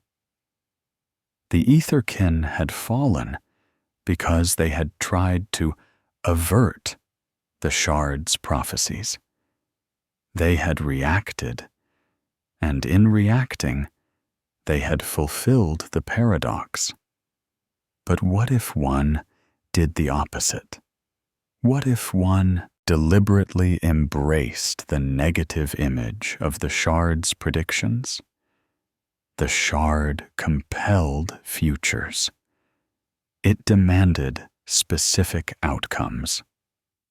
Captain Jorah theorized that if they could perceive the future the shard wanted to manifest, and then deliberately steer away from every single element of that future, however counterintuitive, they might carve out a path of true, albeit agonizing, freedom. It was not true foresight. It was a form of guided slavery, a constant, exhausting wrestling match with causality itself. This dangerous theory was put to the test during a critical systems repair. The shard, even in its contained state, still exerted a residual, pervasive influence, a muffled hum in the collective unconscious. Jorah, focusing her tormented mind, felt the familiar pull, the subtle suggestion of an upcoming wiring failure in the ship's primary navigation array. The shard's prediction was clear, a loose connection, easily fixed, but if overlooked, would lead to a catastrophic navigation error. Instead of ordering the repair, Jorah hesitated. She forced herself to feel the inverse. If the shard wanted the wire to be fixed, then perhaps not fixing it, or fixing it in a deliberately inefficient way, would lead to a different outcome. It was illogical, terrifying, but she was beyond logic. She ordered the engineering team to focus on another, less critical, but equally stressed system, deliberately ignoring the shard's warning. The engineers were baffled, but their faith in Jorah, however grim, was absolute. The result was terrifyingly successful. The navigation array, against all probability, held. The previously predicted loose connection never manifested. The neglected, less critical system did fail, as Jorah had implicitly, negatively, foreseen through the shard's influence. It was a minor failure, easily rectified, but it proved her hypothesis. By deliberately seeking out the negative image of the shard's demands, they could create a divergent timeline, one that, while still perilous, was at least of their own making. This harrowing discovery gave birth to the ghostly compass, a new, torturous method of navigation and decision-making. Jorah, along with a small, specialized team of her most resilient savants, those whose minds, by sheer force of will or by some unknown quirk, had resisted complete assimilation, became the ghostly navigators.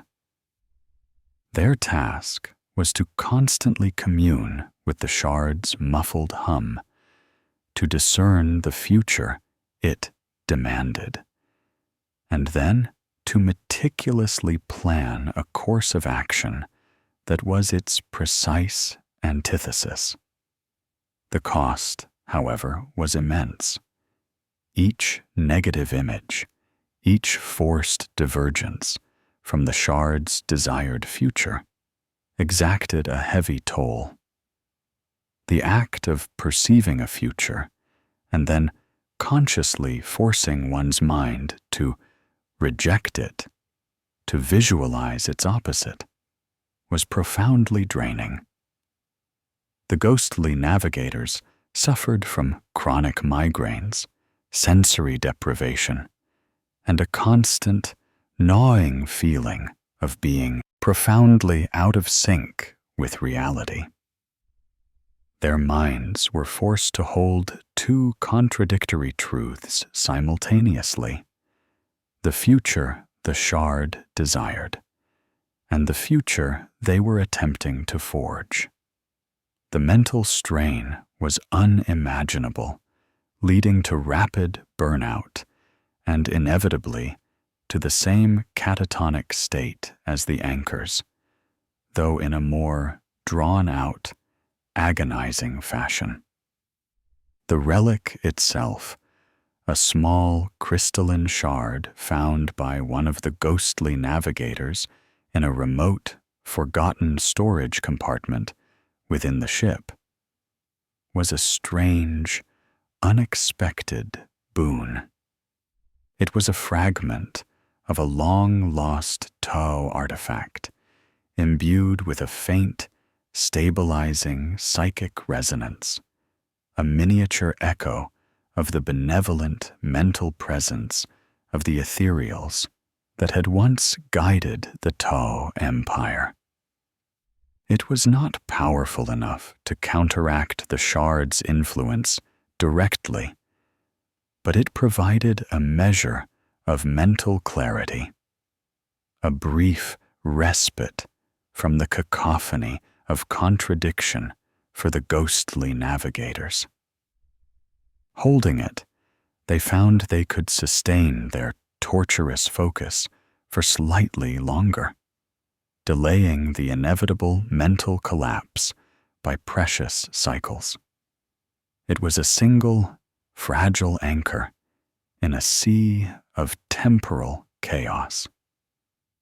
With the ghostly compass in hand, and the temporary reprieve offered by the relic, Captain Jorah presented her plan to the remaining crew. It was not a promise of salvation, but a grim, arduous path. They would navigate the galaxy's shadowy fringes, not by predicting the future, but by defying the future that demanded to be. Every turn, every repair, every decision would be a brutal, conscious fight against the shard's insidious will.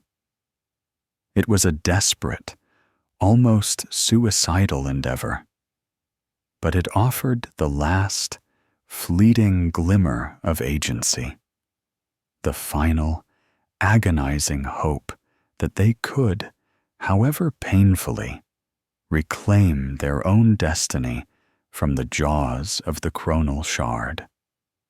The crew, battered and broken, but seeing the steel in Zora's eyes, gave their quiet, weary assent. The long war for their very souls had truly begun.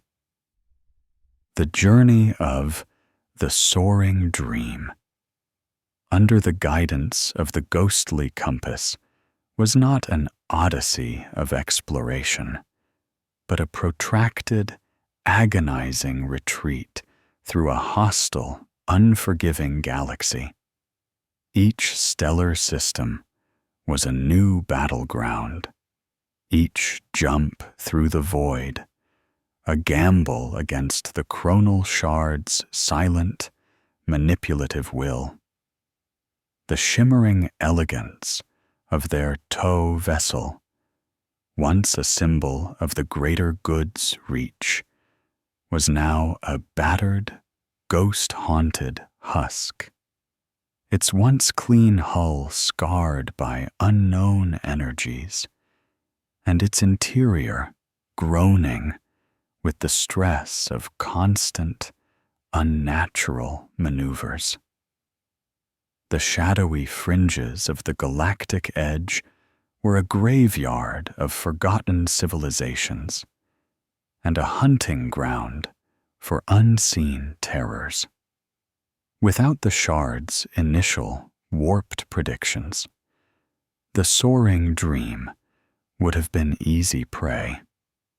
Instead, guided by the excruciating reverse logic of the ghostly compass, they plunged into nebula storms that the shard seemingly wanted them to avoid, discovering pockets of stability within them.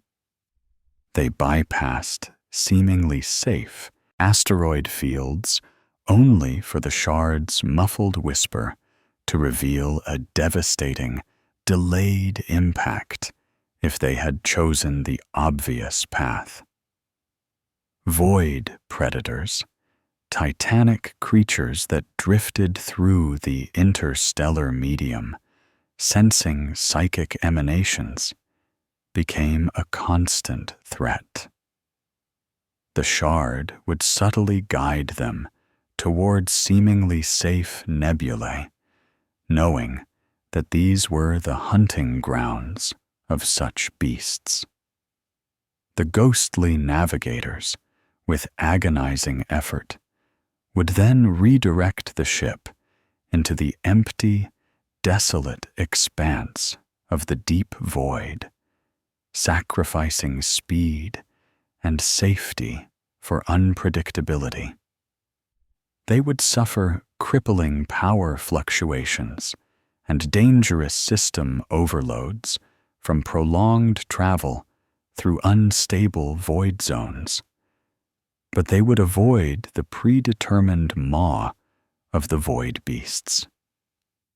Each safe passage was bought at a staggering cost.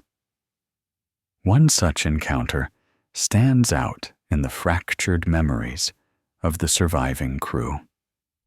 Drifting through a region of space designated by their corrupted charts as empty, the ghostly navigators, led by a savant named Rolar, felt the shard's insidious pull. It presented a future where a distress signal, faint but urgent, emanated from a nearby dead world. The shard desired them to investigate, to offer aid, subtly weaving a narrative of heroic rescue. R'hllor, sweat beading on his furred brow, struggled against the alluring vision.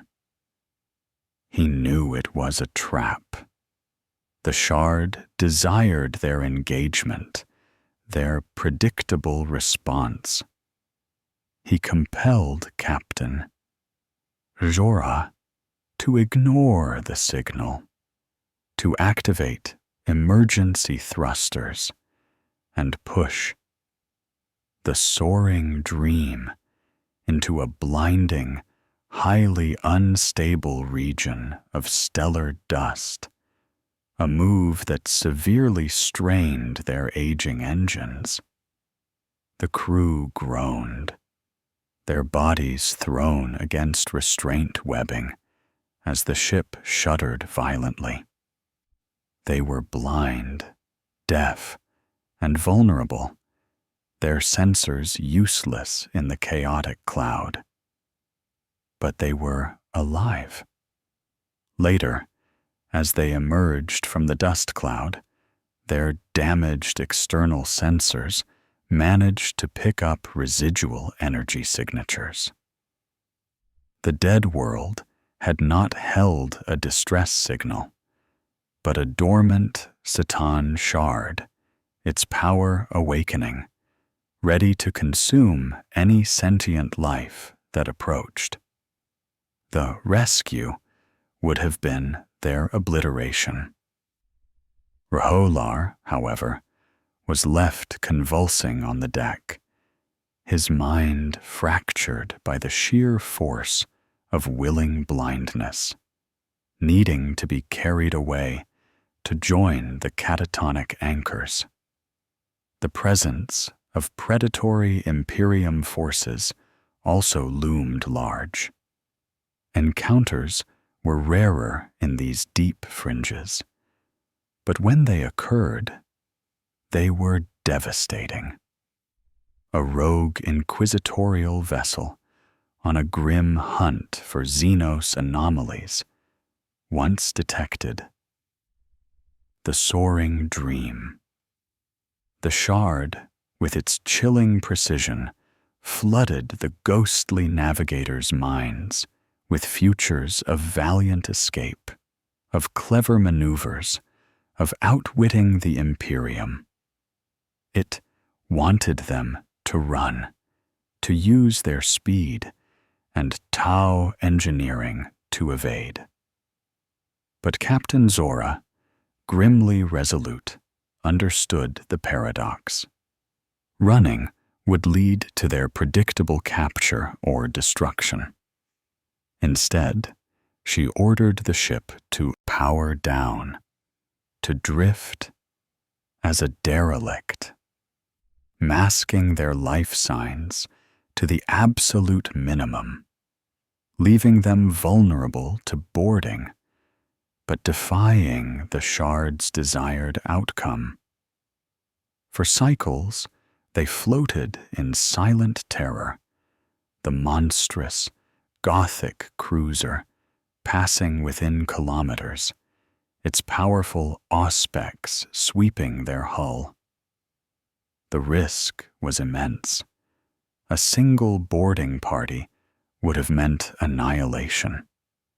But the inquisitorial vessel, detecting no active signatures, believing the small Xenos craft to be merely a broken husk, moved on.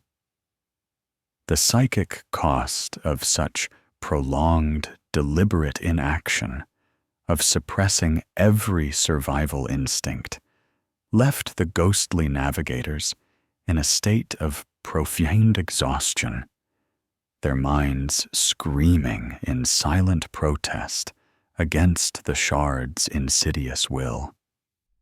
Each such safe passage was a testament to immense suffering. The act of constantly perceiving a desired future and then consciously, painstakingly, constructing its opposite was an unsustainable mental burden. The ghostly navigators, the last vestiges of true precognitive ability onto the soaring dream, became gaunt, hollow-eyed figures. Their minds, constantly wrestling with contradictory temporal flows, began to fray.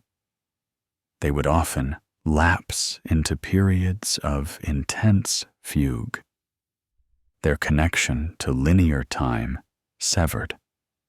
Some would stare blankly, murmuring fragments of futures that contradicted each other, their bodies slowly wasting away. They were, in essence, sacrificing their sanity, cycle by agonizing cycle, to grant. The soaring dream. A fleeting, painful, and utterly artificial semblance of agency. The relic, the small toe shard, became their only solace, passed from one collapsing navigator to the next. Its faint, stabilizing hum was a temporary balm, allowing them a few more precious hours of resistance before their minds gave way.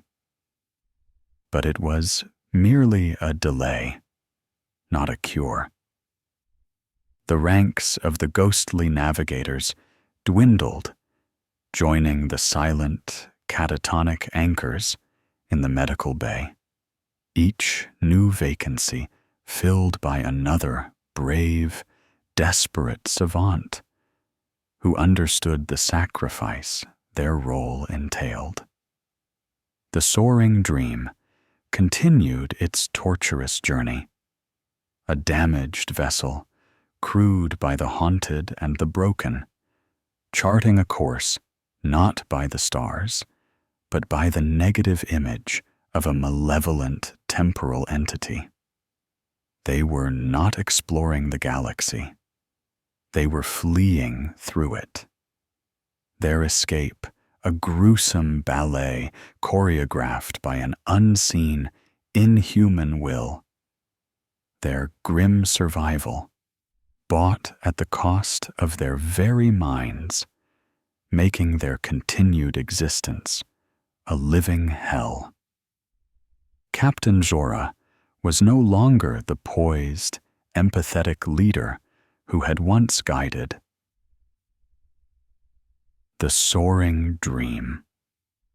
The centuries of isolation, the creeping horror of the chronal shard, the agonizing schism of her crew, and the relentless, soul-searing burden of the ghostly compass had carved deep furrows into her spirit, turning her into a living relic of suffering.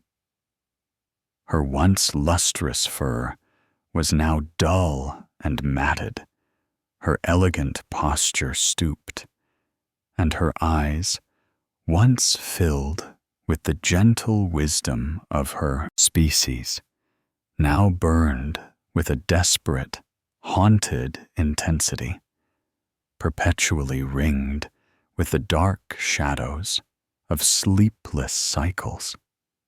She slept little, haunted by the cacophony of futures that clamored for attention, and the futures she had to actively, painfully unmake. Her personal journey had become one of unimaginable agony, a constant, conscious act of self-mutilation. As the de facto primary ghostly navigator, her mind was subjected to the full, unfiltered torrent of the shard's manipulative predictions. She saw every potential disaster, every cruel paradox the shard desired for her ship. And then, with an immense and terrifying force of will, she mentally wrestled against it, forcing her mind to conceive of its opposite. She saw the hull breach the shard desired, and deliberately navigated towards a meteor shower. She saw the mutiny the shard provoked, and preemptively made a decision that, while unpopular, circumvented the predetermined conflict. Each such act was a severing, a tearing of her own psychic fabric. Her natural precognitive abilities, once a source of gentle insight, were now a constant scream, a symphony of contradictory futures vying for dominance. She could no longer distinguish between a genuine premonition and the shard's insidious whispers. Every decision she made was a tightrope walk over an abyss of uncertainty, knowing that to react naturally was to fall into the shard's trap, and to react unnaturally was to tear her own soul. The weight of the choices she was forced to make was a heavier burden than any physical torment. To ignore a distress signal from a seemingly benign Xenos vessel, knowing that the shard wanted them to investigate, meant condemning potential innocents to whatever fate awaited them. To sacrifice a section of the ship's outer plating to avoid a catastrophic internal rupture, a rupture the shard had subtly orchestrated, meant sentencing those in that section to the freezing void. Her empathy, once her greatest strength, was now her greatest weakness, twisted into an instrument of self-inflicted torture. She bore the guilt of every life lost, every system damaged, every sanity broken, knowing that each was a necessary, horrible sacrifice to defy a predetermined doom. She no longer ate for pleasure, but for sustenance. She spoke in terse, clipped commands, her voice raspy from disuse, her once mellifluous purr long since silenced. Her physical appearance was a reflection of her inner turmoil. Her fur was often matted with sweat. Her paws trembled even when at rest, and she often caught herself staring blankly into space, her mind lost in the infinite, contradictory futures that swirled around her. The small toe relic, the stabilizing shard, became her only confidant, her only source of momentary respite. She clutched it almost constantly, the faint, benevolent hum of its psychic signature, a dim echo of the greater good she had left behind. For fleeting moments, it would quiet the cacophony into her mind, allowing her to feel a singular, linear thought, a single, uncorrupted emotion. But these moments were brief, and the return to the shard's influence was always a brutal descent. Her relationships with the remaining crew were strained to breaking point. They respected her, even revered her for her unwavering resolve, but they also feared her.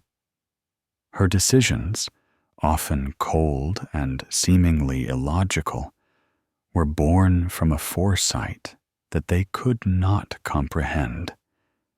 A constant battle against an unseen enemy. They saw her making agonizing choices that cost lives, that caused pain.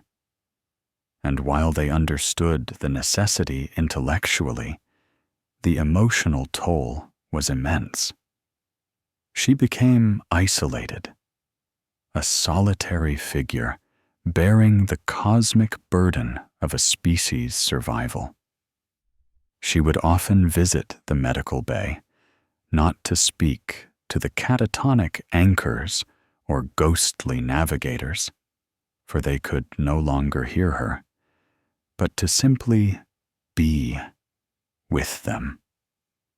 In their broken, silent forms, she saw her own inevitable future, the final destination of her agonizing journey. She knew that her mind, too, would eventually shatter under the relentless assault of the chronal shard, that her sanity would eventually burn out, leaving her an empty vessel, a casualty in the endless war against untime. Yet, she continued, for every broken soul on the soaring dream, for every lost life, for every sacrifice, she found a renewed, desperate determination. She was the shield, the last line of defense against an entity that sought to unravel them all. Her personal agony was the price of their continued, albeit wretched, existence. She had chosen to become the vessel of their defiance, carrying the weight of impossible foresight and the crushing burden of a hero, condemned to an eternal, lonely war against a foe that consumed time itself. She was Captain Jorah, the last sane mind of the soaring dream, and her odyssey of torment was far from over. The long war against the chronal shard, waged in the shadowed depths of galactic anonymity, brought the soaring dream to its darkest hour. The ship, a battered ghost of its former self, drifted into a desolate, nameless sector, a region of space choked by unstable warp rifts and shadowed by the ruins of a long-dead civilization. It was here, in this graveyard of realities, that the chronal shard, seemingly dormant, unleashed its full, unfettered power. The attack was not heralded by external threat, but by an internal, temporal implosion. The containment field, meticulously reinforced and psychically anchored, began to shimmer with an unnatural, sickly luminescence.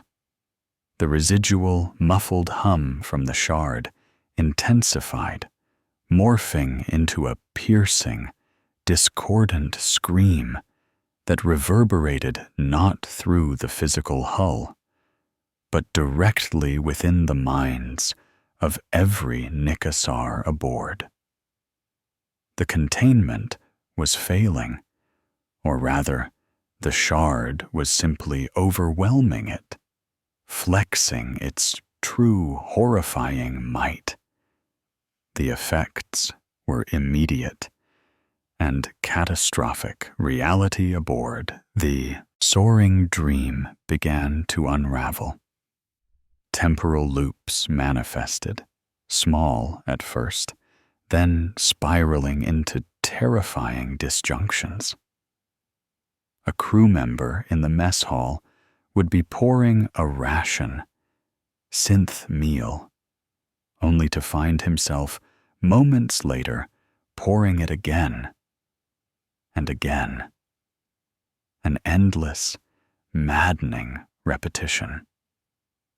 An engineer trying to effect a repair would find his tools warping in his hands, aging decades in moments, turning to rust, then snapping back to pristine condition, only to repeat the decay. Crew members vanished from sight, only to reappear moments later, disoriented and screaming, having experienced weeks of untime, their minds ravaged by unseen horrors. The most terrifying manifestation was the rapid aging and rejuvenation of personnel. A medic, attending to a patient, watched in horror as the patient's fur turned gray, their skin withered, their body shrinking into an ancient, shriveled husk before her very eyes, only to then snap back to youth, their eyes wide with terror and incomprehension.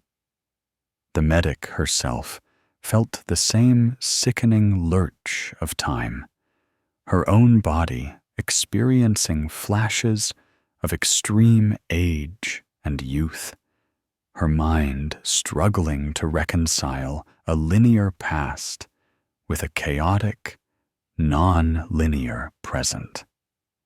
The ship itself groaned under the temporal assault.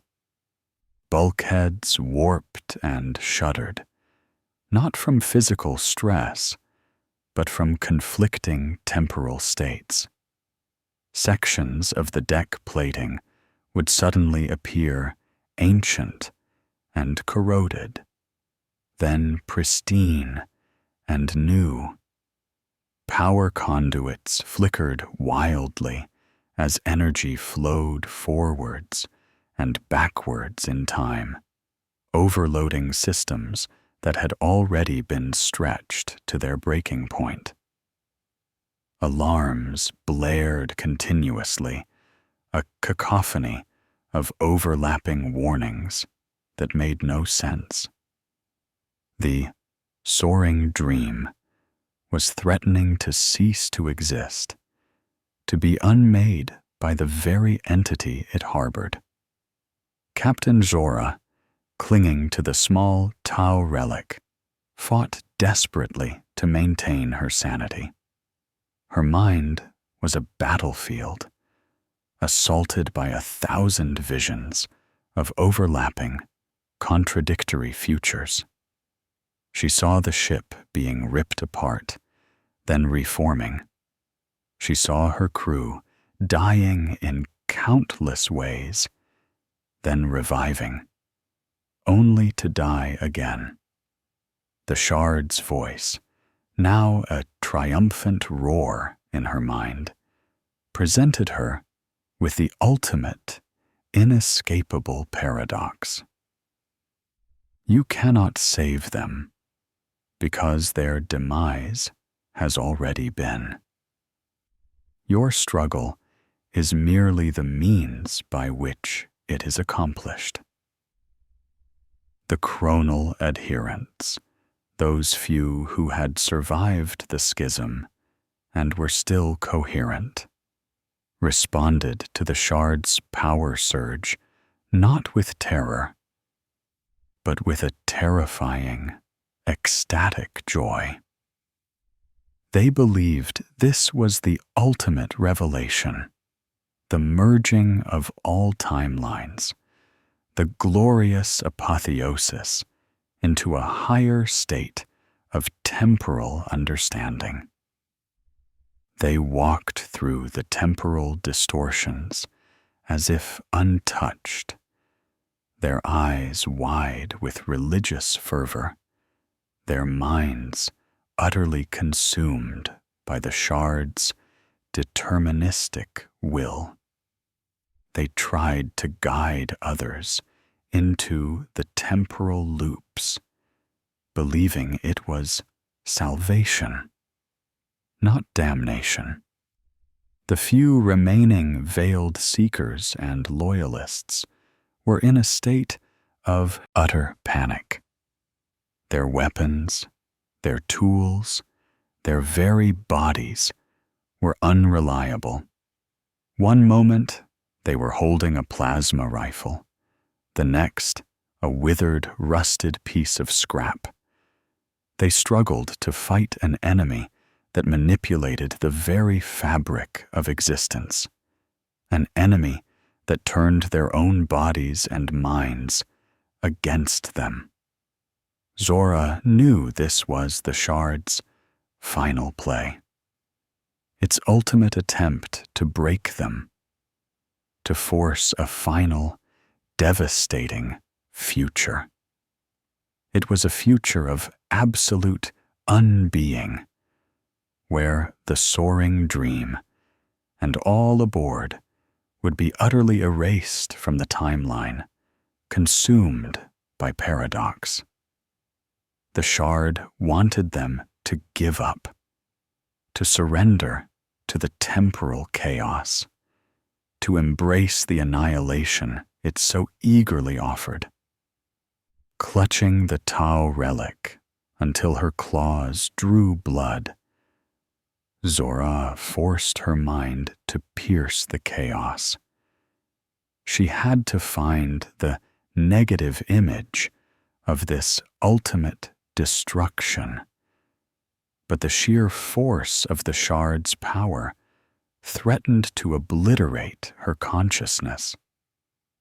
She saw not just the ship's destruction, but the manner of its destruction. A cascade of uncontrolled temporal shifts, ripping every Nikasar from their own linear existence, scattering their minds across uncounted possibilities. The shard desired chaos, dissolution, unmaking. Then, with a clarity born of pure, distilled desperation, a horrifying, terrible truth dawned upon her. To defy the shard's demand for unmaking, for chaos, for dissolution, she had to become its anchor. She had to become the ultimate paradox, a focal point of defiance so profound that it would either stabilize reality or tear her own mind into oblivion. The relic in her hand pulsed with a faint, reassuring warmth, a whisper of linearity amidst the temporal storm. She had glimpsed the final act, not of victory, but of ultimate, devastating sacrifice. The darkest hour demanded the most impossible choice, and Captain Zora, her mind already fraying, knew what she had to do. The roar of the chronal shard was deafening in Captain Zora's mind, a cosmic scream of triumph as it tore at the very fabric of the soaring dream. Temporal loops spun faster, aging crew members to dust, and then snapping them back to screaming youth. Bulkheads flickered between solidity and non-existence. The very air tasted of burnt time. Zora, clinging to the small Tau relic, staggered towards the heart of the maelstrom, the shard's containment chamber, now a swirling vortex of impossible light and shadow. She passed by the few remaining chronal adherents, who were caught in their own ecstatic temporal loops, their faces frozen in expressions of blissful horror. They reached out to her, not to stop her, but to draw her into their shared delusion, their eyes shining with the light of utter madness. Zora pushed past them, her mind burning with a singular, desperate purpose. "It desires dissolution," she whispered to herself, her voice hoarse, barely audible over the ship's death throes. "It desires chaos.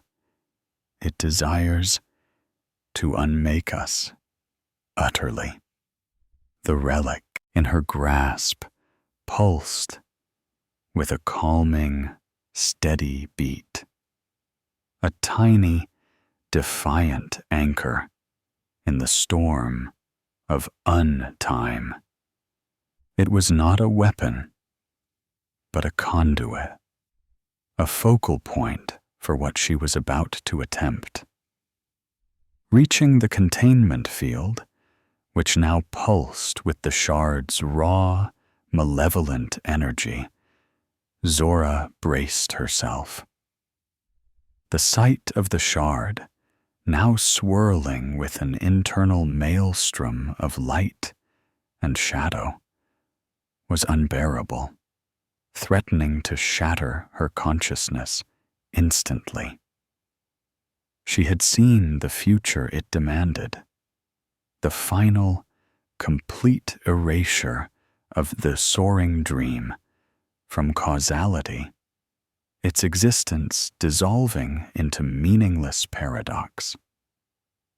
To defy this, she had to perform the ultimate act of temporal negation, to create a blank space around the shard, not by destroying it, but by severing her own connection to linear time and reality, becoming a counter-paradox. With a final, agonizing gasp, Zora pressed the Tau relic against her chest, directly over her heart. Its faint glow intensified, mirroring the desperate resolve in her eyes. She focused every fiber of her being, every remaining shard of her shattered mind, not on resisting the shard's power, but on embracing it, on drawing its malevolent energy into herself, not to be corrupted, but to be utilized, to be inverted. "I will not be unmade," she rasped, her voice gaining a strange, resonant power. "I will be untimed." Her body began to contort. The delicate, precognitive organs behind her flared with a blinding, internal light. Every nerve ending screamed as she consciously severed her connection to linear causality.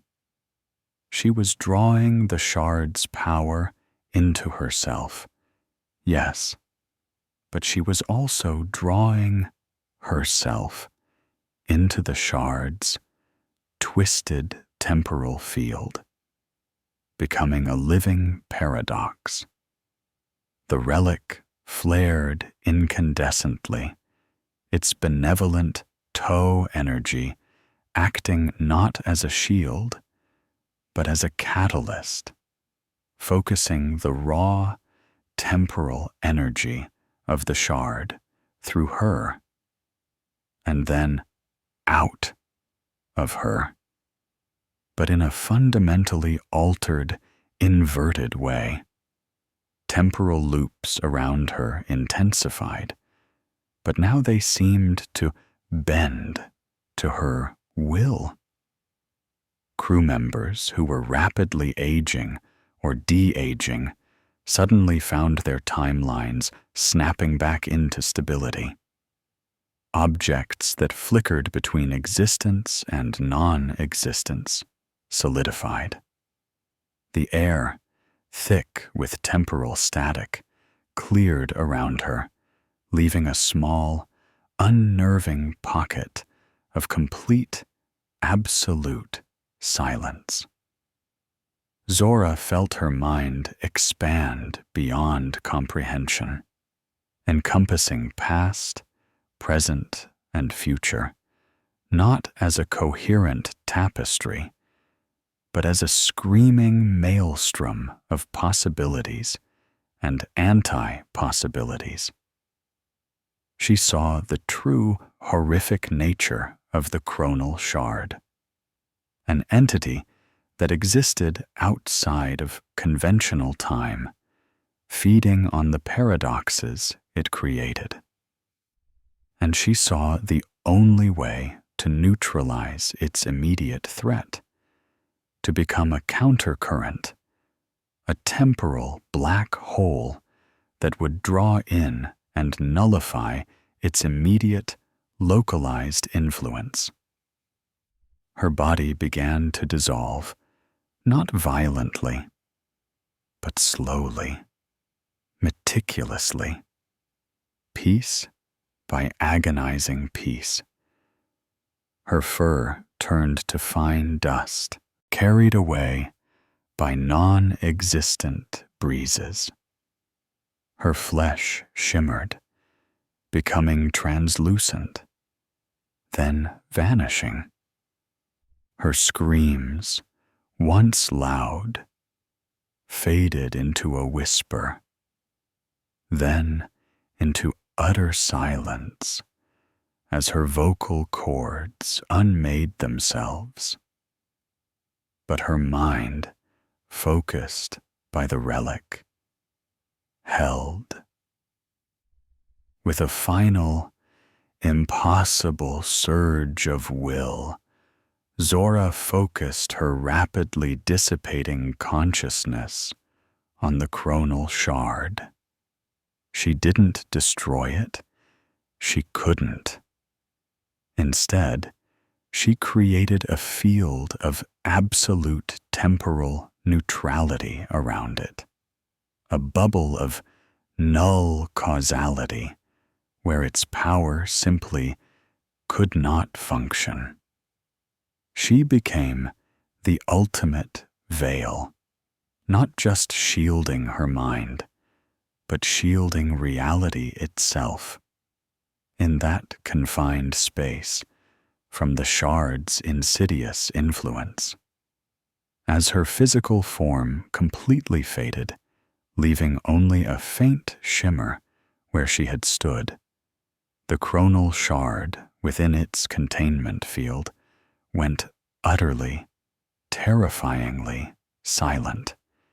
Its internal light dimmed to nothing, its impossible facets becoming dull, gray, and utterly inert. The pervasive psychic scream vanished. The temporal loops across the ship snapped shut, leaving behind disoriented, traumatized crew, but alive. The flickering bulkheads stabilized. The alarms died down. An oppressive, absolute quiet descended upon. The soaring dream. Captain Zora was gone. There was no body, no trace, no residue. She had not died. She had been unmade. she had become a living paradox, consumed by the very temporal energies she sought to control, willingly sacrificing her linear existence to create a moment of temporal void around the chronal shard. It was not a victory, for the shard remained, dormant, but present. It was not salvation, for the cost was ultimate. It was a sacrifice beyond comprehension, a singular act of self-annihilation that preserved her ship, but eradicated herself from the very annals of time. Her personal journey had ended, not in glory, but in a profound, terrifying erasure, leaving behind a silence more chilling than any scream. The silence that descended upon the soaring dream. After Captain Jorah's impossible sacrifice was not one of peace, but of profound, aching emptiness. It was a silence heavier than the void itself, filled with the ghosts of what was and what could have been. The chronal shard, now inert and utterly dark within its reinforced containment, emitted no discernible energy, no psychic hum, no temporal resonance. It was merely a cold, unmoving crystal, its impossible facets reflecting nothing, a black hole of causality. Its malevolence had been neutralized, not by destruction, but by an act of such utter temporal negation that it had been, for now, rendered irrelevant. The temporal loops across the ship had snapped shut, abruptly releasing the traumatized crew from their cyclical nightmares. Those who had been rapidly aging or de-aging found their bodies stabilizing, though the residual effects were profound. Many bore permanent marks of their temporal ordeal, patches of prematurely gray fur, or limbs that still moved with an unnerving, jerky quality, as if they were still caught in a stuttering frame of time. Their minds, however, were the most grievously wounded. The few surviving Nikasar were broken. The chronal adherents, those who had embraced the shard's madness, were now reduced to catatonic husks, their eyes vacant and unseeing. Their ecstatic joy had vanished, replaced by an empty, chilling stillness, their minds having burned out in the raw power surge. They joined the original anchors and ghostly navigators in the ship's medical bay, a ward now overflowing with silent, unresponsive forms, living statues of despair. Their minds, if they still existed, were irrevocably twisted into a permanent state of existential dread, unable to truly perceive a linear future ever again. The benevolent influence of the Tau relic, which Jorah had used as a catalyst, had dissipated with her unmaking, leaving no trace. The veiled seekers and loyalists, those who had desperately fought for agency, were alive, but utterly hollowed out. Their minds, once capable of subtle precognition, were now barren. The relentless assault of the shard, culminating in Jorah's sacrifice, had utterly burned out their temporal senses.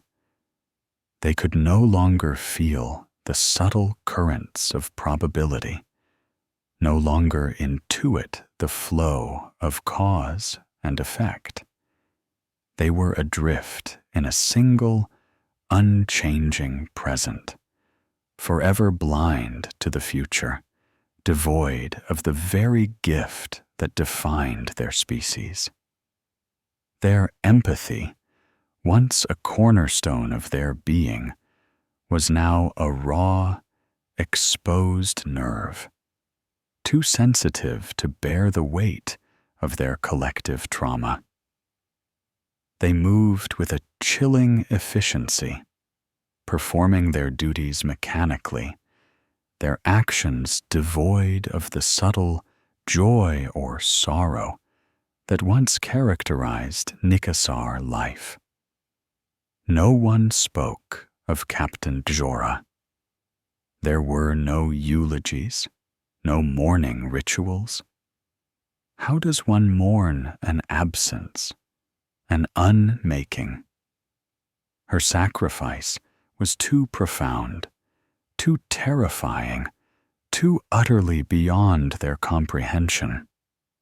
Her name became a silent taboo, a reminder of a horror that had consumed their leader and nearly consumed them all. They knew, intuitively, that she had saved them, but the cost was so immense that gratitude was dwarfed by an overwhelming, pervasive sense of cosmic dread. The soaring dream became a tomb ship, not just for the lost, but for the living.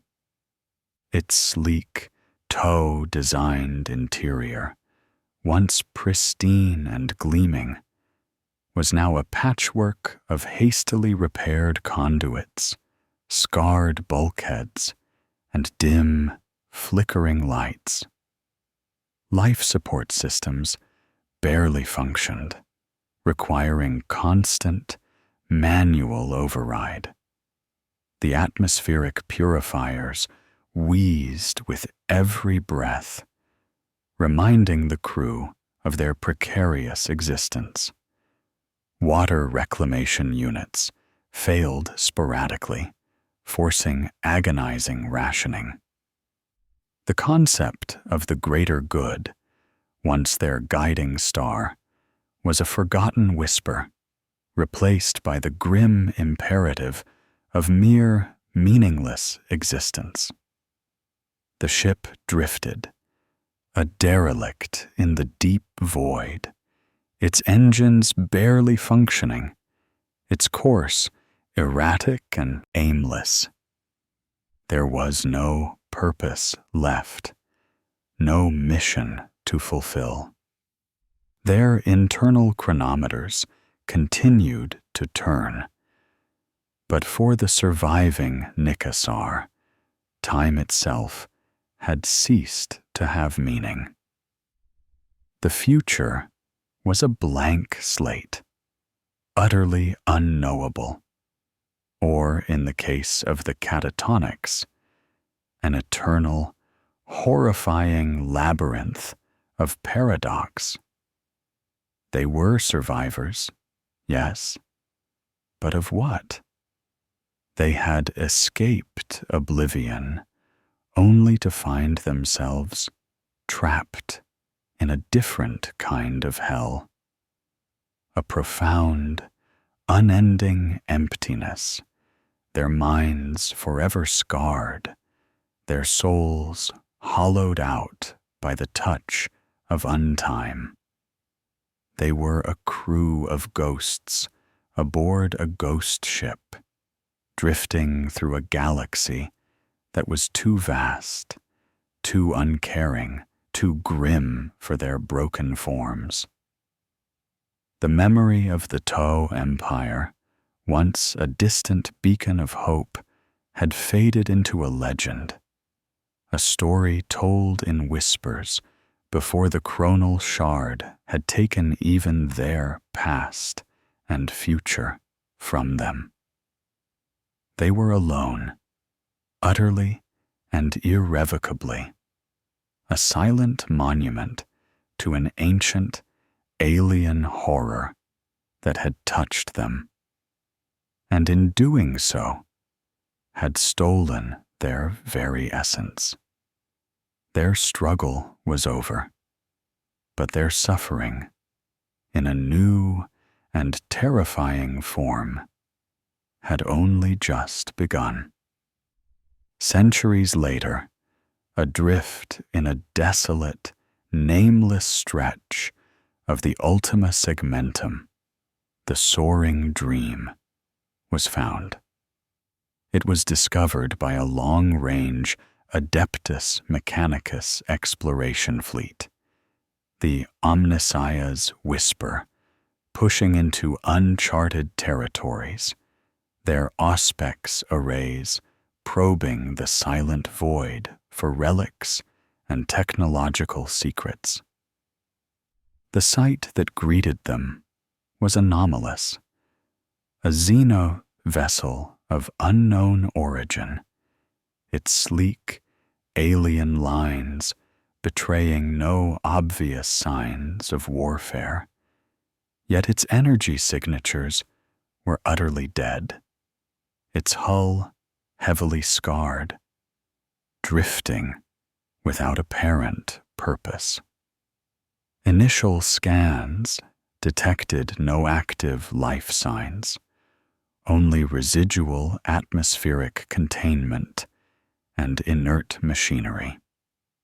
Believing they had stumbled upon a valuable Xenos derelict, an Adeptus Mechanicus exploration team, accompanied by a contingent of Skitarii Vanguard, carefully breached the hull. What they found inside defied all their coldly logical prognoses. The interior of the Soaring Dream was a chilling testament to silent suffering. Dim, flickering emergency lights illuminated corridors choked with dust and the debris of ancient repairs. The air was stale, cold, but breathable. And then they found the crew. In the ship's cramped medical bay, hundreds of Nikasar lay in carefully maintained stasis units, their feline forms utterly still. These were the catatonic anchors, the ghostly navigators, and the chronal adherents, their minds utterly consumed by the chronal shard's influence.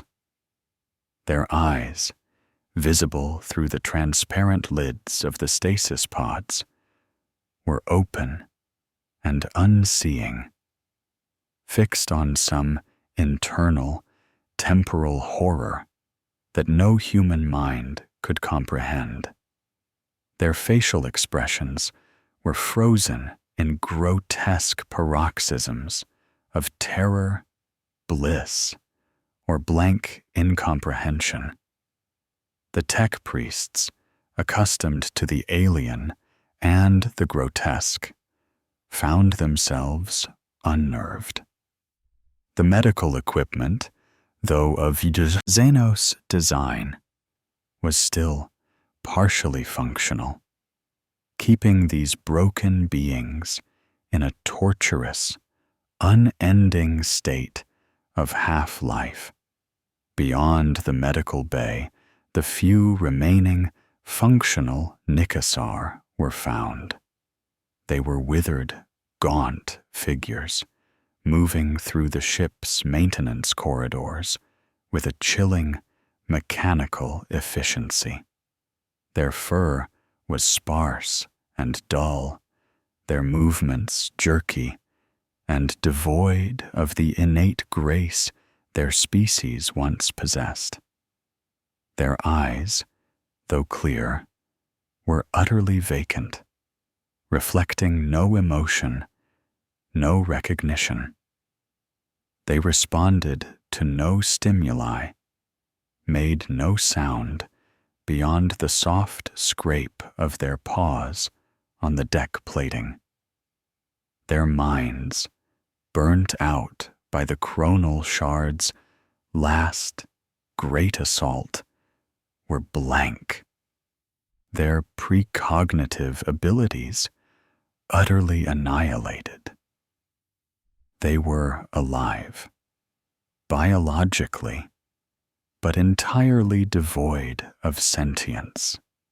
Automatons animated by residual instinct and the ghost of a species' struggle. The Adeptus Mechanicus, with their cold, calculating intellects, found no usable data, no functioning computers, no coherent records.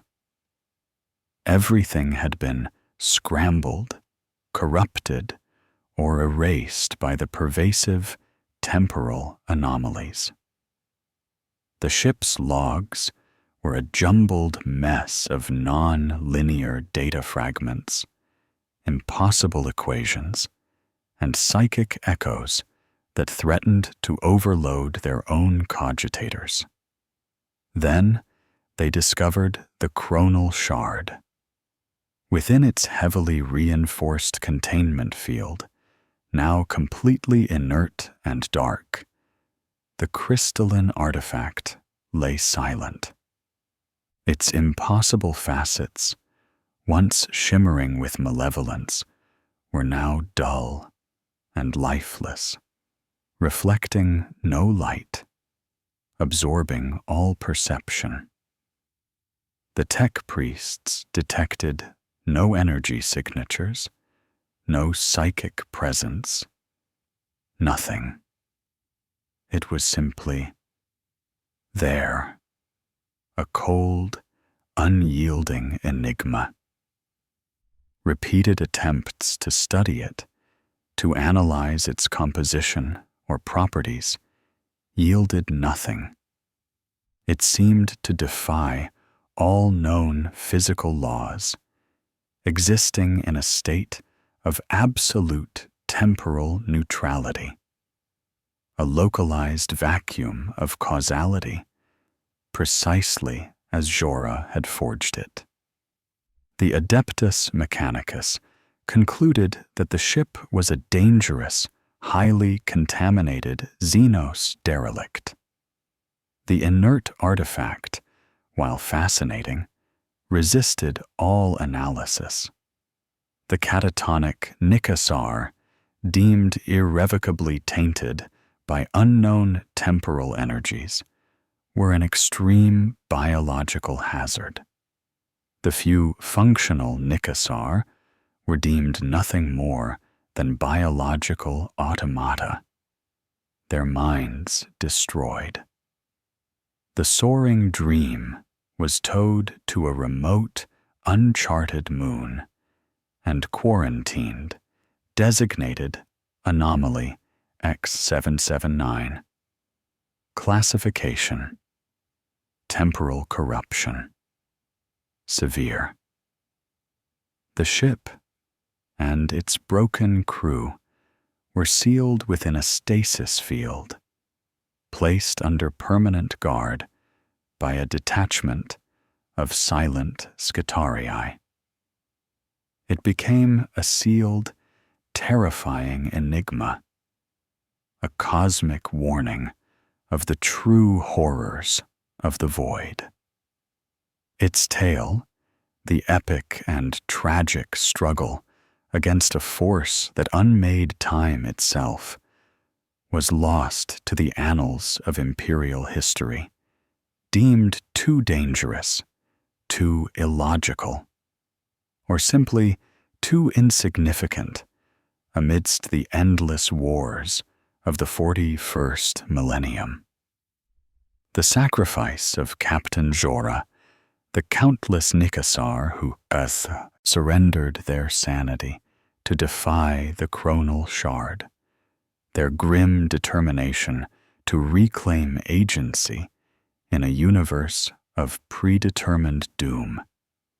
All of it was forgotten, unheard. Their suffering became enshrined in an eternal, horrifying silence, their ship a drifting monument to a profound, unspoken tragedy. The chronal shard remained, inert but potent, a silent, dark heart within a tomb ship, waiting for another unfortunate species to stumble upon its insidious secrets, its legacy of existential dread preserved forever in the grim dark void. Lore complete.